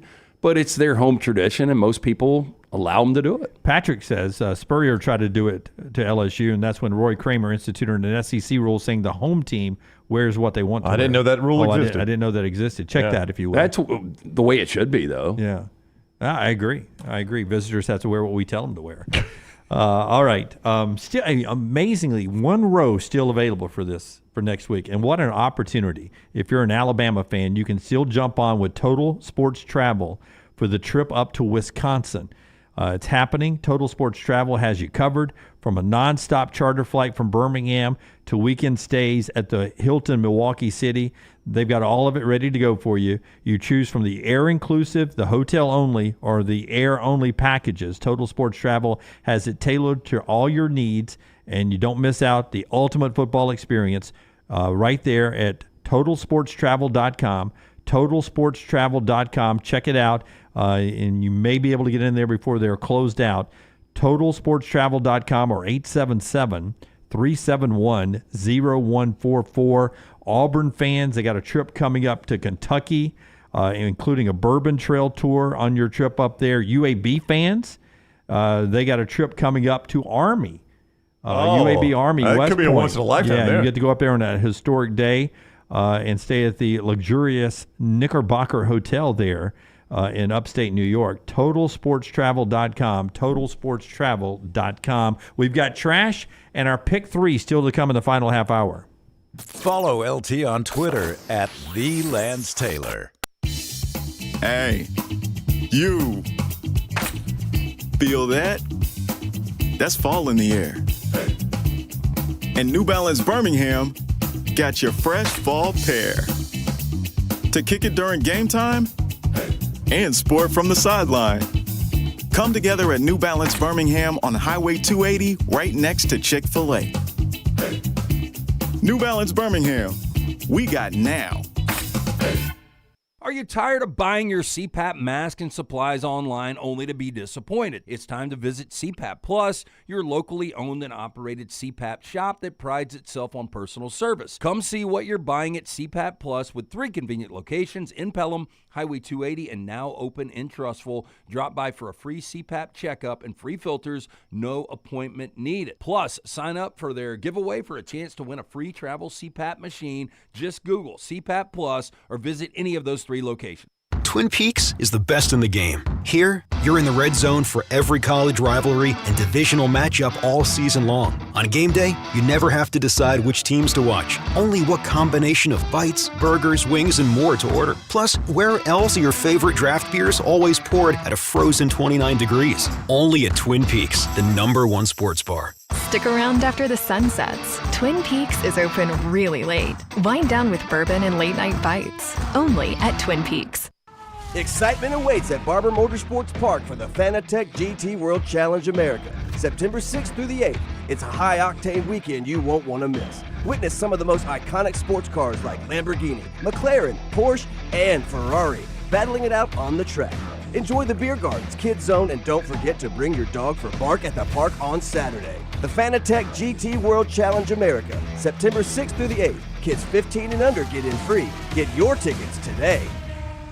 Storm season is here. Make sure you have a plan of action in place right now. Greg from Pell City and Storm Restoration Roofing should be your first call when storms hit. Insurance companies love working with Storm Restoration Roofing because of Greg Nelson's name and reputation in the industry. When storms hit, call Greg Nelson. He's local, 205-542-3531. He's the home of the free no-cost roof inspection. Greg from Pell City on Facebook, 205-542-3531. It's Storm Restoration Roofing. This hour of The Next Round is presented by the Birmingham Racecourse Casino, now featuring 7 days of giveaways with your chance to win a share of up to $125,000. The more you visit the Birmingham Racecourse Casino, the more chances you have to win. Things fall apart. There's even a book about it, but that doesn't mean you have to break the bank to fix them. Ryan Brown here for The Next Round. Our friends at Mortgage Right have a new renovation option that will make repairs and other home improvements easy. If you've recently purchased a home and find yourself short on cash, or you're looking to buy a fixer-upper, Mortgage Right's renovation loan program can help you spruce up your space. Repairs can be made to your roof, plumbing, flooring, and more with the help of top-notch mortgage professionals. So get your fix by visiting mortgageright.com/TNR. And MLS 2239, Equal Housing Lender. Buying that perfect home is one of the most important financial decisions you'll ever make, so it's crucial that you have the right partner to help you through the process. Hi, I'm Lisa Zeig, Vice President Mortgage Loan Officer for Bryant Bank, and I'm here to tell you that we are that partner, making it easy to buy with confidence. We offer a variety of mortgage products to fit your unique home buying situation. That kind of hassle-free approach might not be what you'd expect from a bank, but it's exactly what you can expect from us. Give me a call today or visit one of our 18 offices across the state of Alabama and let me show you what banking beyond expectation is all about. Our friends at Milo's Hamburger invites you to join them in the fight against hunger in our local communities by bringing non-perishable food items to your local Milo's, including canned goods. When you donate a canned good or any non-perishable food item, Milo's will give you a free drink. Together, we can make a difference.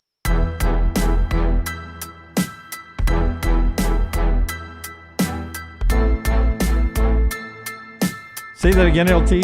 We're still going back to the Colorado broadcaster who lives on a ranch, and he encountered a moose. And we were talking about bears, and he went instantly to a moose story. Moose is much more aggressive, especially with their babies. He said, I'd rather F with a bear any day than the moose. People always getting F'd up by moose up here. Pretty damn aggressive. Johnson speaks the truth. Is it mooses? I think it's Moose just eye? moose. I think it's just moose. Yeah, look at those moose. Yeah.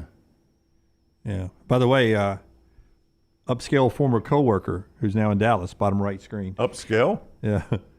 Hey, more well kept. Yeah. Would you think Mark Johnson is a man's man?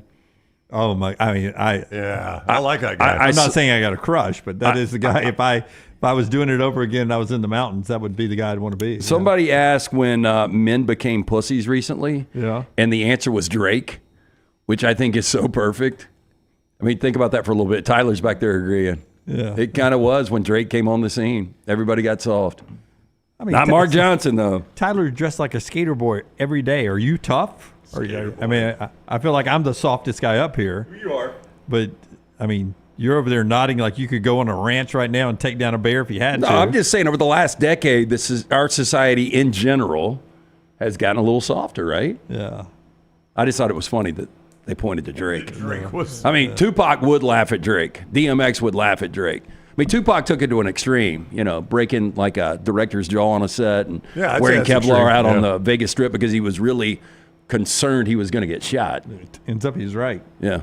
Ends up he's right. Our friends at Inverness Country Club, if you want to relax and enjoy the good life, that's where you go. We're going to be actually doing a live show from the Inverness Country Club, and maybe we'll do a little open house when we do that. We've got a special event coming up, so really excited about that. But they've got memberships that fit everyone, including the social membership that's got the resort-style pool complex, full-service cabana bar, live music on Friday night, Sunday brunch, the golf membership, beautiful course, currently expanding the driving range. If you relocated to retired, Inverness, a great place to network. Child care also a big plus. You and your wife on a day of golf or tennis, guess what? You can drop the kid, go have yourself a day on the court or course, dinner with friends knowing your kid is safe on site. Massive plus. Maybe you work from home. What about working from the club while they watch your kid? Best days happen in Inverness. To take a tour of this unbelievable club, call Aaron today, 205-991-8608. That's 205-991-8608 or online, iccalabama.com. All right, so you had the Caden Proctor injury in pregame warm-ups last week. And Alabama's O-line coach, Chris Kapilovic, right here, explains why they were prepared for what happened. Well, you know, we always say we're ready for sudden change, and that's why we have guys play multiple spots and ready to go. So, you know, it was unfortunate to have that happen in pregame. I was trying to think in my whole career if I've ever had that happen. I don't think I have. But the good thing was Elijah was ready to go, and he stepped in there, you know. And, you know, the first series we gave up the sack. He started out pretty good, kind of lost him late, you know, but then he started getting confidence as the game went along. I thought he did a good job. Boy, you put that guy in a police lineup and say, tell me what he does for a living. Football coach, 100%. You know who he kind of looks like? Who? Bob Baumhauer. Tim Lunceford. Oh, he does. Yeah. He does have a lot of Mr. Lunceford in him. Mr. Lunceford in Yep. Yep. The offensive line, so is it been confirmed Tyler Booker's going to start at left tackle? Has not been confirmed. A lot of talk about that, though. A lot of buzz about that, though, to try to they'll move the kid who came from Michigan State, I believe, into a guard position. He's a backup center, backup guard, and then move Booker out to left tackle. That is the buzz on the streets. I do think for Booker, if you are, I just think it actually accelerates, it's just another bonus of what he will be able to do at the next level. If he shows the versatility of playing both guard and tackle and doing it at a high level, I mean, he's already projected first-round guy. But that's cashing checks. Yes, sir. When you can play every position on that offensive line, because those, you know, they've only got so many spots, so you being able to play them all. But also, if you're moving Booker out there against USF, that may let you know that Proctor may not be ready for Wisconsin. And remember, I said Georgia don't need him, right? Georgia was the projection, but that probably tells you that if they're going to make the move and not just ride with Pritchett in this game, that it may be a little longer before they're planning on getting Proctor back. Yeah, I think the only thing you worry about there, Brown, is conditioning. Oh, yeah, that Proctor's not game shape for Georgia? Yeah. Because I just got a feeling that's going to be one of those scorching late September, although our temperature is going to dive into the 50s this weekend. Just got a feeling because everybody in the world's going to be either in Auburn or Tuscaloosa, and it'll be 95 degrees. Yeah, this is my people's summer right now. This is a... No, it is not. You got it backwards. This is fake fall. Fake fall? Indian summer is when you get into fall and everything cools off, and then out of the blue you get those 85, 90-degree days back-to-back. That's Indian summer. Is that this right now? No? No, it's cooler now. Okay. It's 70, the high is 70-something today. Okay. Yeah, I am pumped about it. 50s. A little fire pit action this weekend. You're getting, me this is fake fall. That's what you're getting right here. Yeah, muscadine. There was something, blackberry winter. Blackberry winter yeah. is in the spring when it's gotten warm, and then it cools off. What was the so you're Brown? When I started working with Brown when he was in his 20s, he was the oldest guy I knew. And now that he's gotten older, he's a lot more younger. Benjamin Button, but he still can pull back some of the old knowledge. That's right. It's funny you bring up Benjamin Button. In English, Young Jack, that's what they're reading right now. Oh, are they really? I didn't know that was a book. And they're supposed to finish today. What are you laughing at? I didn't know it was a book. I thought it was just a movie. They're supposed to finish today, and I said late night tonight. If you guys do finish today, we'll watch the movie because he's never seen it. He's never seen the love movie? It. Yeah. Movie now, David better. Fincher, my favorite director, Who wrote the book? Who wrote the book? Yeah. I don't know. Oh, you laughed like I didn't know it was a book. It's a good movie, though. It wasn't Brad Pitt. Oh, I'm sure it wasn't. Trash Today brought to you by our friends at Mortgage Right. Rockstar, hit the big button, man. Around how many people would you say live on Earth? On Earth? Yeah. 8 million. Million or billion? 8 million. Yes. LT's Trash is presented by Mortgage Right. Mortgages done the right way. Scott Fitzgerald. Give Lunceford credit. Well, I looked it up. I don't have to give Lunceford credit. You know what? He told me the story. I Googled it. No, I Googled it. This does make sense because he was telling me the story. Like F. Scott Fitzgerald, the life that guy lived, Like he was dating like a debutante. Don't know a whole lot about him. And because he didn't have any money, she ended up leaving him. And then after he wrote The Great Gatsby and cashed in, she came back and married him. Oh, he took her back? I wouldn't take her back. Now, then she had cancer, and when she was getting treated for cancer, he ended up cheating on her. She caught him, And he ended up dying of alcoholism, I think, in his 40s. What did the F stand for? Francis. That's what she used to just call him, F. Scott. F. Scott. No, F. no. Scott. See, you know who he's named after? Who? His name is Francis Scott Key Fitzgerald. He's named after the Oh, say can you Star Spangled Banner. Yes. All right, trash LT. Let's do it, man. Hey, it's buying season. Our friends at Mortgage Right here to help. They were veteran founded here in Birmingham, offer loans throughout the country. While the area they serve may have grown, their commitment to Birmingham veterans has not changed. Before you take the next steps on a new home purchase or refinance, talk with the team at Mortgage Right. No cost or obligation to find out what you qualify for. You can get more information. Go to their website, mortgageright.com/TNR. Call 205-900-7200, NMLS 2239, equal housing. You know where he met his wife? The one you just told the story about? I bet he was cleaning golf courts at a country club, and she was laying out by the pool. He was in the Army in World War I. He was stationed in Alabama, and he met her, and her name was Zelda Seri, which I don't know if like the raceway is named after her, but she's described as a wealthy debutante born in Montgomery, Alabama. How about that crap? Yeah. Are you just reading Lunceford again off the chat? No, I am reading Wikipedia. Lunceford has nothing to do with this. He posts like 2 minutes before you say this stuff. He's Googling just like I am. I mean, just get it. He's acting like he knows it. So you've seen the movie? Benjamin Button? Yeah. Where he's old and he gets younger? Yeah. Well, I think F. Scott Fitzgerald may be a more interesting movie. I'd like to see a movie about him. The Great Gatsby. I think The Great Gatsby is what he wanted to be. Well, yeah, but it's not about him. That's a fictional story. It was fictional about F. Scott Fitzgerald. We all know Would that. you like to dive Even back in before time to Lunceford one of tells those swinging 20s parties? I would, yeah. I didn't like I didn't like how they had to dress. It's way too formal. The flappers? The flappers. Yeah. Well, no, the dudes, they were in 3-piece suits. They were in like wool suits, all buttoned up and crap. And, After a night on Hinge, how long does it take them to get naked? Yeah. Flappers seem like fun people. Okay, shoppers in China eagerly snapping up bottled alkaline water at supermarkets and Sam's Club. Do you guys want to guess why? I'm talking stuff is flying off the shelves. Okay, so they're buying all this alkaline water up because you can make meth with it. I'm going to say no. Generally why? I'm saying they're buying it, LT, because of the election coming up. It is rumored that somebody's going to take our water. That it boosts the chances of you having a son. Now, the trend exploded into spotlight earlier this week, even topping search charts on Weibo. Why we would? It's okay to have girls. We need girls. Well, yeah, but there are a lot of people that maybe they've had like 3 girls and they want a boy. Sam's Club employee mentioned that this particular water has always been popular, with the 300 milliliter bottles needing frequent restocking. On the Sam's Club app, this water has soared to second place on the monthly bestseller list. According to the brand, the water hails from some mountain in China, cost about $4 for a pack of 24. There is a belief that the Y chromosome bearing sperm thrives in alkaline conditions.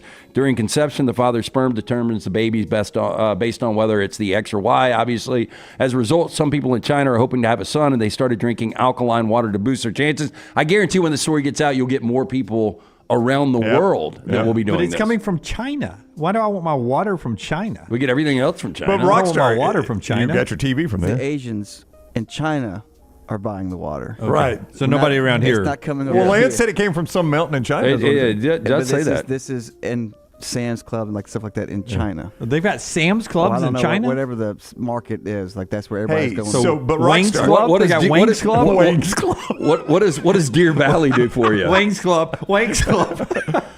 Deer Valley water.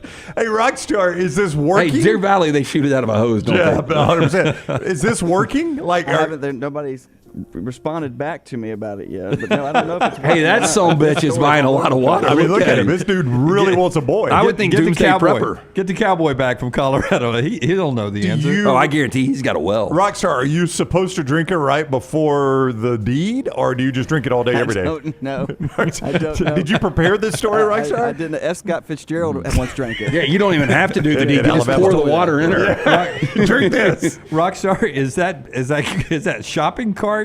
Is that in China too? That's a bigger shopping cart. That is actually from. You can say that's from Murfreesboro, Tennessee. Okay. They don't wear flip flops in China. Yeah. There's a lot. There's a lot of Wong in this story.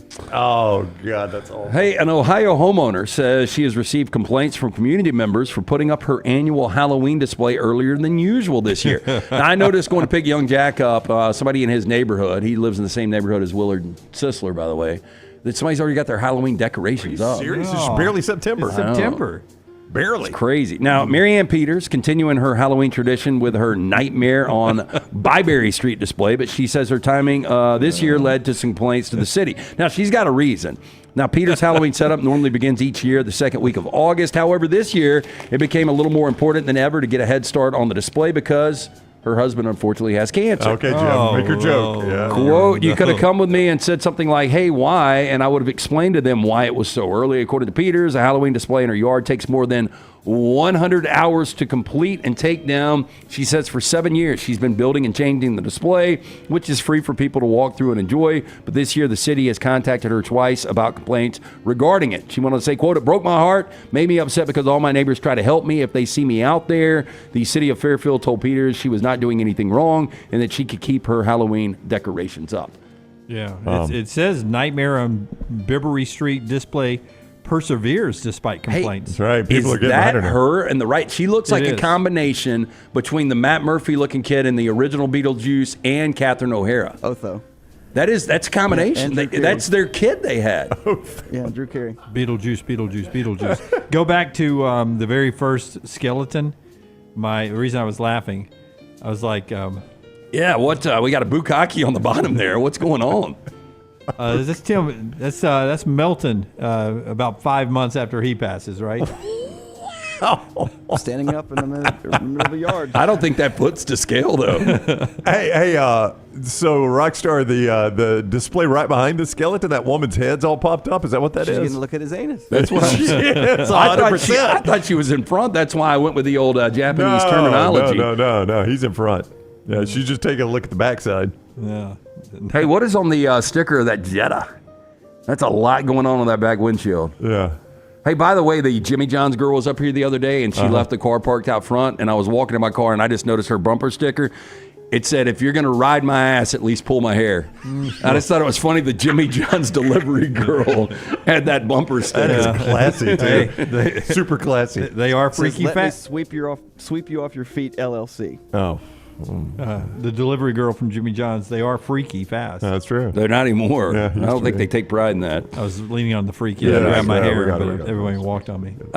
Your car probably tells you when you're running out of gas. It might alert you when you drift out of your lane. Now, California lawmakers want to go a step further, requiring technology in your car to warn you whether you're speeding. Now, safety advocates say speed assistance technology can reduce traffic deaths, but critics say California is moving too fast. Now, the bill approved by the California legislature over the weekend would require all new cars sold in the state to warn drivers if they're going more than 10 miles per hour over the speed limit. Like a constant beeping, like I don't have my seatbelt on. Beep, Yes. beep, So I've got a. I can't do that. I very much like the car I have right now. Very, very happy with it. I hope so. But it is excessive in its warnings. So, like, I turn as many things off as I can. I can't. Like, I've Googled how to turn off the. See, I know I'm not wearing a seatbelt. You do not have to ding to tell me I'm not wearing a seatbelt. I know. I've made that choice. But you wear seatbelts, right? Yeah, but like if I get in the car and I'm doing 5 miles per hour, I may not put it on right away. I'm going to get it on. But it's dinging the whole time. And then it's got this alert that says I need to take a break, like if I swerve too much. Oh, yeah, and it shows a cup of coffee. A little cup of coffee. Do you have that too? Oh, I hit it all the time. Yeah, and it pops up just randomly, and I'm like, I don't need a break. I've been driving 5 minutes. I don't drink quite coffee. fine. I don't drink coffee either. It's got a rear, like sometimes I'll put my backpack in the second row of seats, and if I leave it, it alerts, like the car alarm goes off because it thinks I've left a kid in the car. Yeah. My backpack's not even that heavy. Yeah. I'm just like, man, some this kids is, aren't either. Programming I know, alert. but It I looks have like one. we're going a little long today. Oh, I don't think so. Are we? Well, Oh, we yeah, still have we've our got- pick three. Yeah, to do. yeah. Oh, I forgot. Just a Okay. couple of I'll two shut quick up. stories here. Dairy Queen No, I reveals don't want to rush anything. We control the 2024 fall blizzard menu. I do have a meeting at 1 o'clock, and we still got to do a mystery fifth hour. It's Yeah, all that's over all right. time. All right, no, we're good. Okay, here are the new flavors. New caramel Java chip blizzard. Pass. Don't Coffee, like Java. Choco espresso. Nope. Crunch pieces, caramel topped with blended vanilla soft serve. That sounds good. I like the Reese's Pieces cookie dough. You guys gonna be shocked? Pumpkin pie blizzard. I mean, I'd try it. No, thank you. French silk pie blizzard. Sounds good. That's Yep. not bad. Try that one. Oreo fudge brownie blizzard. Oh, 100%. By the way, That's a we've got lot. an Oreo Coca-Cola up here. Have y'all tried it yet? Oh, I tried it, yeah. How is it? 8.5 out of 10. Okay. Delicious. 8.5. Yeah. The Oreo fudge brownie blizzard. Oh, yeah.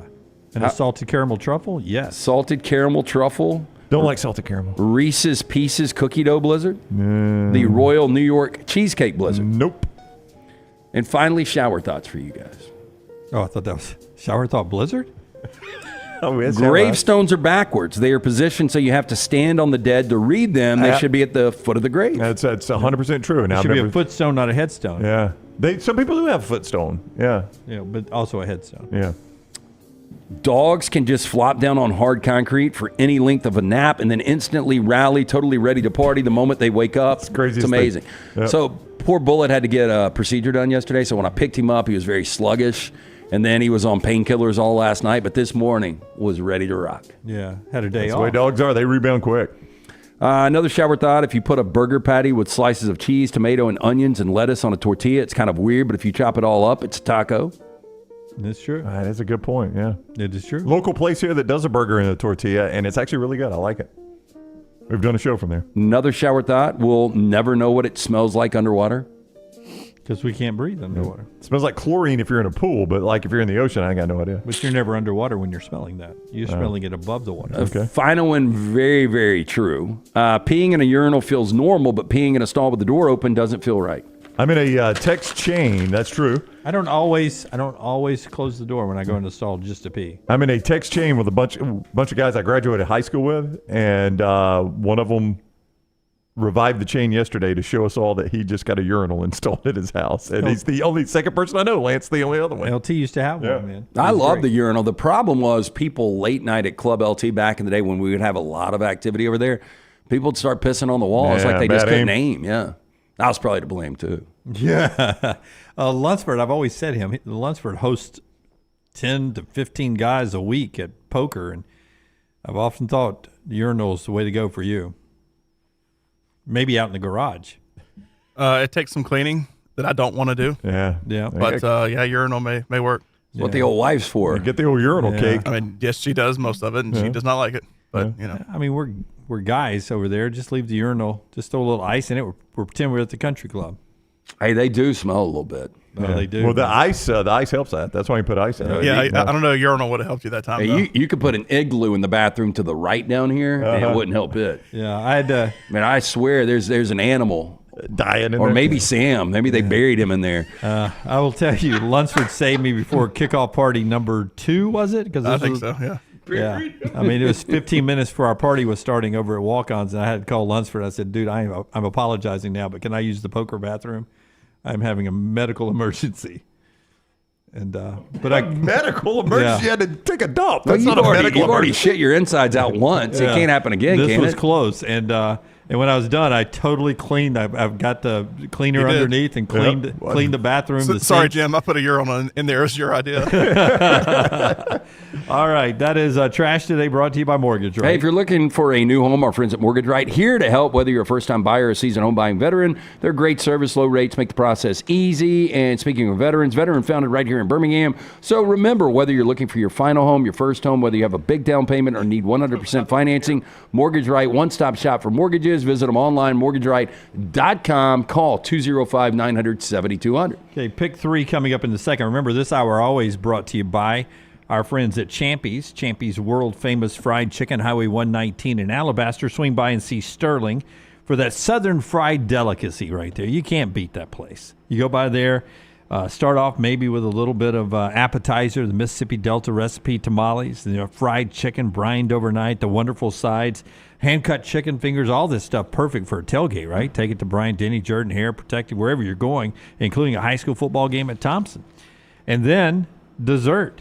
They got a Mississippi mud pie that'll make your mama stand up and go, woo! It's good. It's Champy's Chicken, Highway 119 in Alabaster. Over a decade, same location. Go by and see them. Before we get to the pick three, a reminder that tomorrow morning at 9 a.m. Central Time, we are on with our next round game day, our pregame show for about an hour in the middle of game day. And we'll talk about all the games and some insight on what we see tonight with BYU and SMU going at 6 o'clock on ESPN2 and Duke and Northwestern, 8 o'clock on FS1. But now it's time. Rockstar's about to hit the button again. We're going to hear the beautiful song, and then LT's going to tell us about Buffalo Wild Wings. So let's do it. Pick three, it's time for the pick three. 3 for you and 3 for me, that equals a pick three. Say goodbye to your family, it's time for the pick three. Only time that I'm happy is when it's time for pick three. All right, Buffalo Wild Wings, LT. Yes, Buffalo Wild Wings, a great place to go all weekend long. They've got all the games on. They've got 11 Central Alabama locations for you. Stop in, see the folks at Buffalo Wild Wings. Not only those locations, they've also got the Buffalo Wild Wings Go location in Vestavia. #1 sports bar for over 20 years, wall-to-wall TVs, 26 sauces and seasonings, along with a full menu of great burgers, wraps, and salads. It is Buffalo Wild Wings. Remember, we move anything that's an even number to a half. In our favor. In our favor? Well, yeah. Yeah. Oh. Can you hand me a black real quick? Yeah, here you go. Okay. You want me to go first? I took one higher. Yep. All Let's see the standings first. Okay, let's see the standings. Is Jim ahead by chance? I don't know. Scotty? We always do the standings. Oh, there he is. No matter who's ahead. Right there at the top. Yeah. Was- My only defeat, I thought Virginia Tech. I gave you guys a head start. Yeah. You thought Virginia Tech what? I thought Virginia Tech would handle Vandy. That was my only loss. Yeah. Yeah. Thank you. I'll go first because I came in last. Yeah, I got no Okay. problem with this because I'm going 3-0, and I'll be 3-3, and then I'll build on that. Yeah, I've got that's right. Iowa State and Cyhawk. I know they've lost 7 of 8, but we'll take Iowa State plus 3.5. Rocco Beck, big game. USF 31.5. Again, that's a full half of football. I think South Florida will score multiple touchdowns. I think they'll hang around. And then Oregon minus 19.5. A bloodbath in Autzen on Peacock Saturday night. That is good. What about you? I went all logos on mine, so you'll have to decipher what we got up here at the top. What is that? What are you shaking your head about, Jimmy D? Y'all know what that is at the top? Oh, it's the Syracuse Orange. It's the Cuse! Plus 3.5. They're playing Georgia Tech. The Ramblin' Wreck and a hell of an engineer. I think Georgia Tech wins. It's going to be a tight win for them, though. I think the Cuse covers that 3.5. I am opposite Lance with the Cyhawk. I've got the Iowa Hawkeyes. Lance likes that. He was 0-3 last week, but he shakes his head dismissively. Yep. That I have Iowa minus the 3 in the hook in this one. Cade McNamara. You're getting choked up about it. Better than the experts thought, Jimmy. And then Kentucky minus 8.5 as they play host to South Kakalaki, Boy, as that our has friend Ian dropped. Fitzsimmons would say. Yeah, that is a weird number now. Here's mine. I've never led before, so here we go. I love Syracuse plus the 3.5, as I said in the sneaky good game against Georgia Tech. Boy, I might be playing Georgia Tech now. I know it's 11 o'clock, though. Love Auburn at minus 12.5. It was 13 at my bookie, so I get them at 12.5 against Cal. This could get to a nasty blowout situation. Oh, for you're Auburn. 0-3. And Mississippi State plus the 5.5. And State said Arizona State late night SEC power. He says I may be 0-3. Yeah. Who's got a better orange? Lunceford, yours is good. I think yours Dunaway is is better. Lunceford says it's amazing how much better my Iowa Hawkeye is than my Kentucky. And Kentucky's just 2 letters, a U and a K. You didn't even get the K. I ran out of room. You gave up on the K. I did. The benefit of getting here in the 6 o'clock hour. That's right. That orange. I was so mad, too. Brown hid the markers. I had to text Brown, where's the markers? I made it work for you. Were you even up when he texted you? We are back 9 a.m. tomorrow Central Time in the morning. Hang out with us. Till next time, God bless you. God bless America.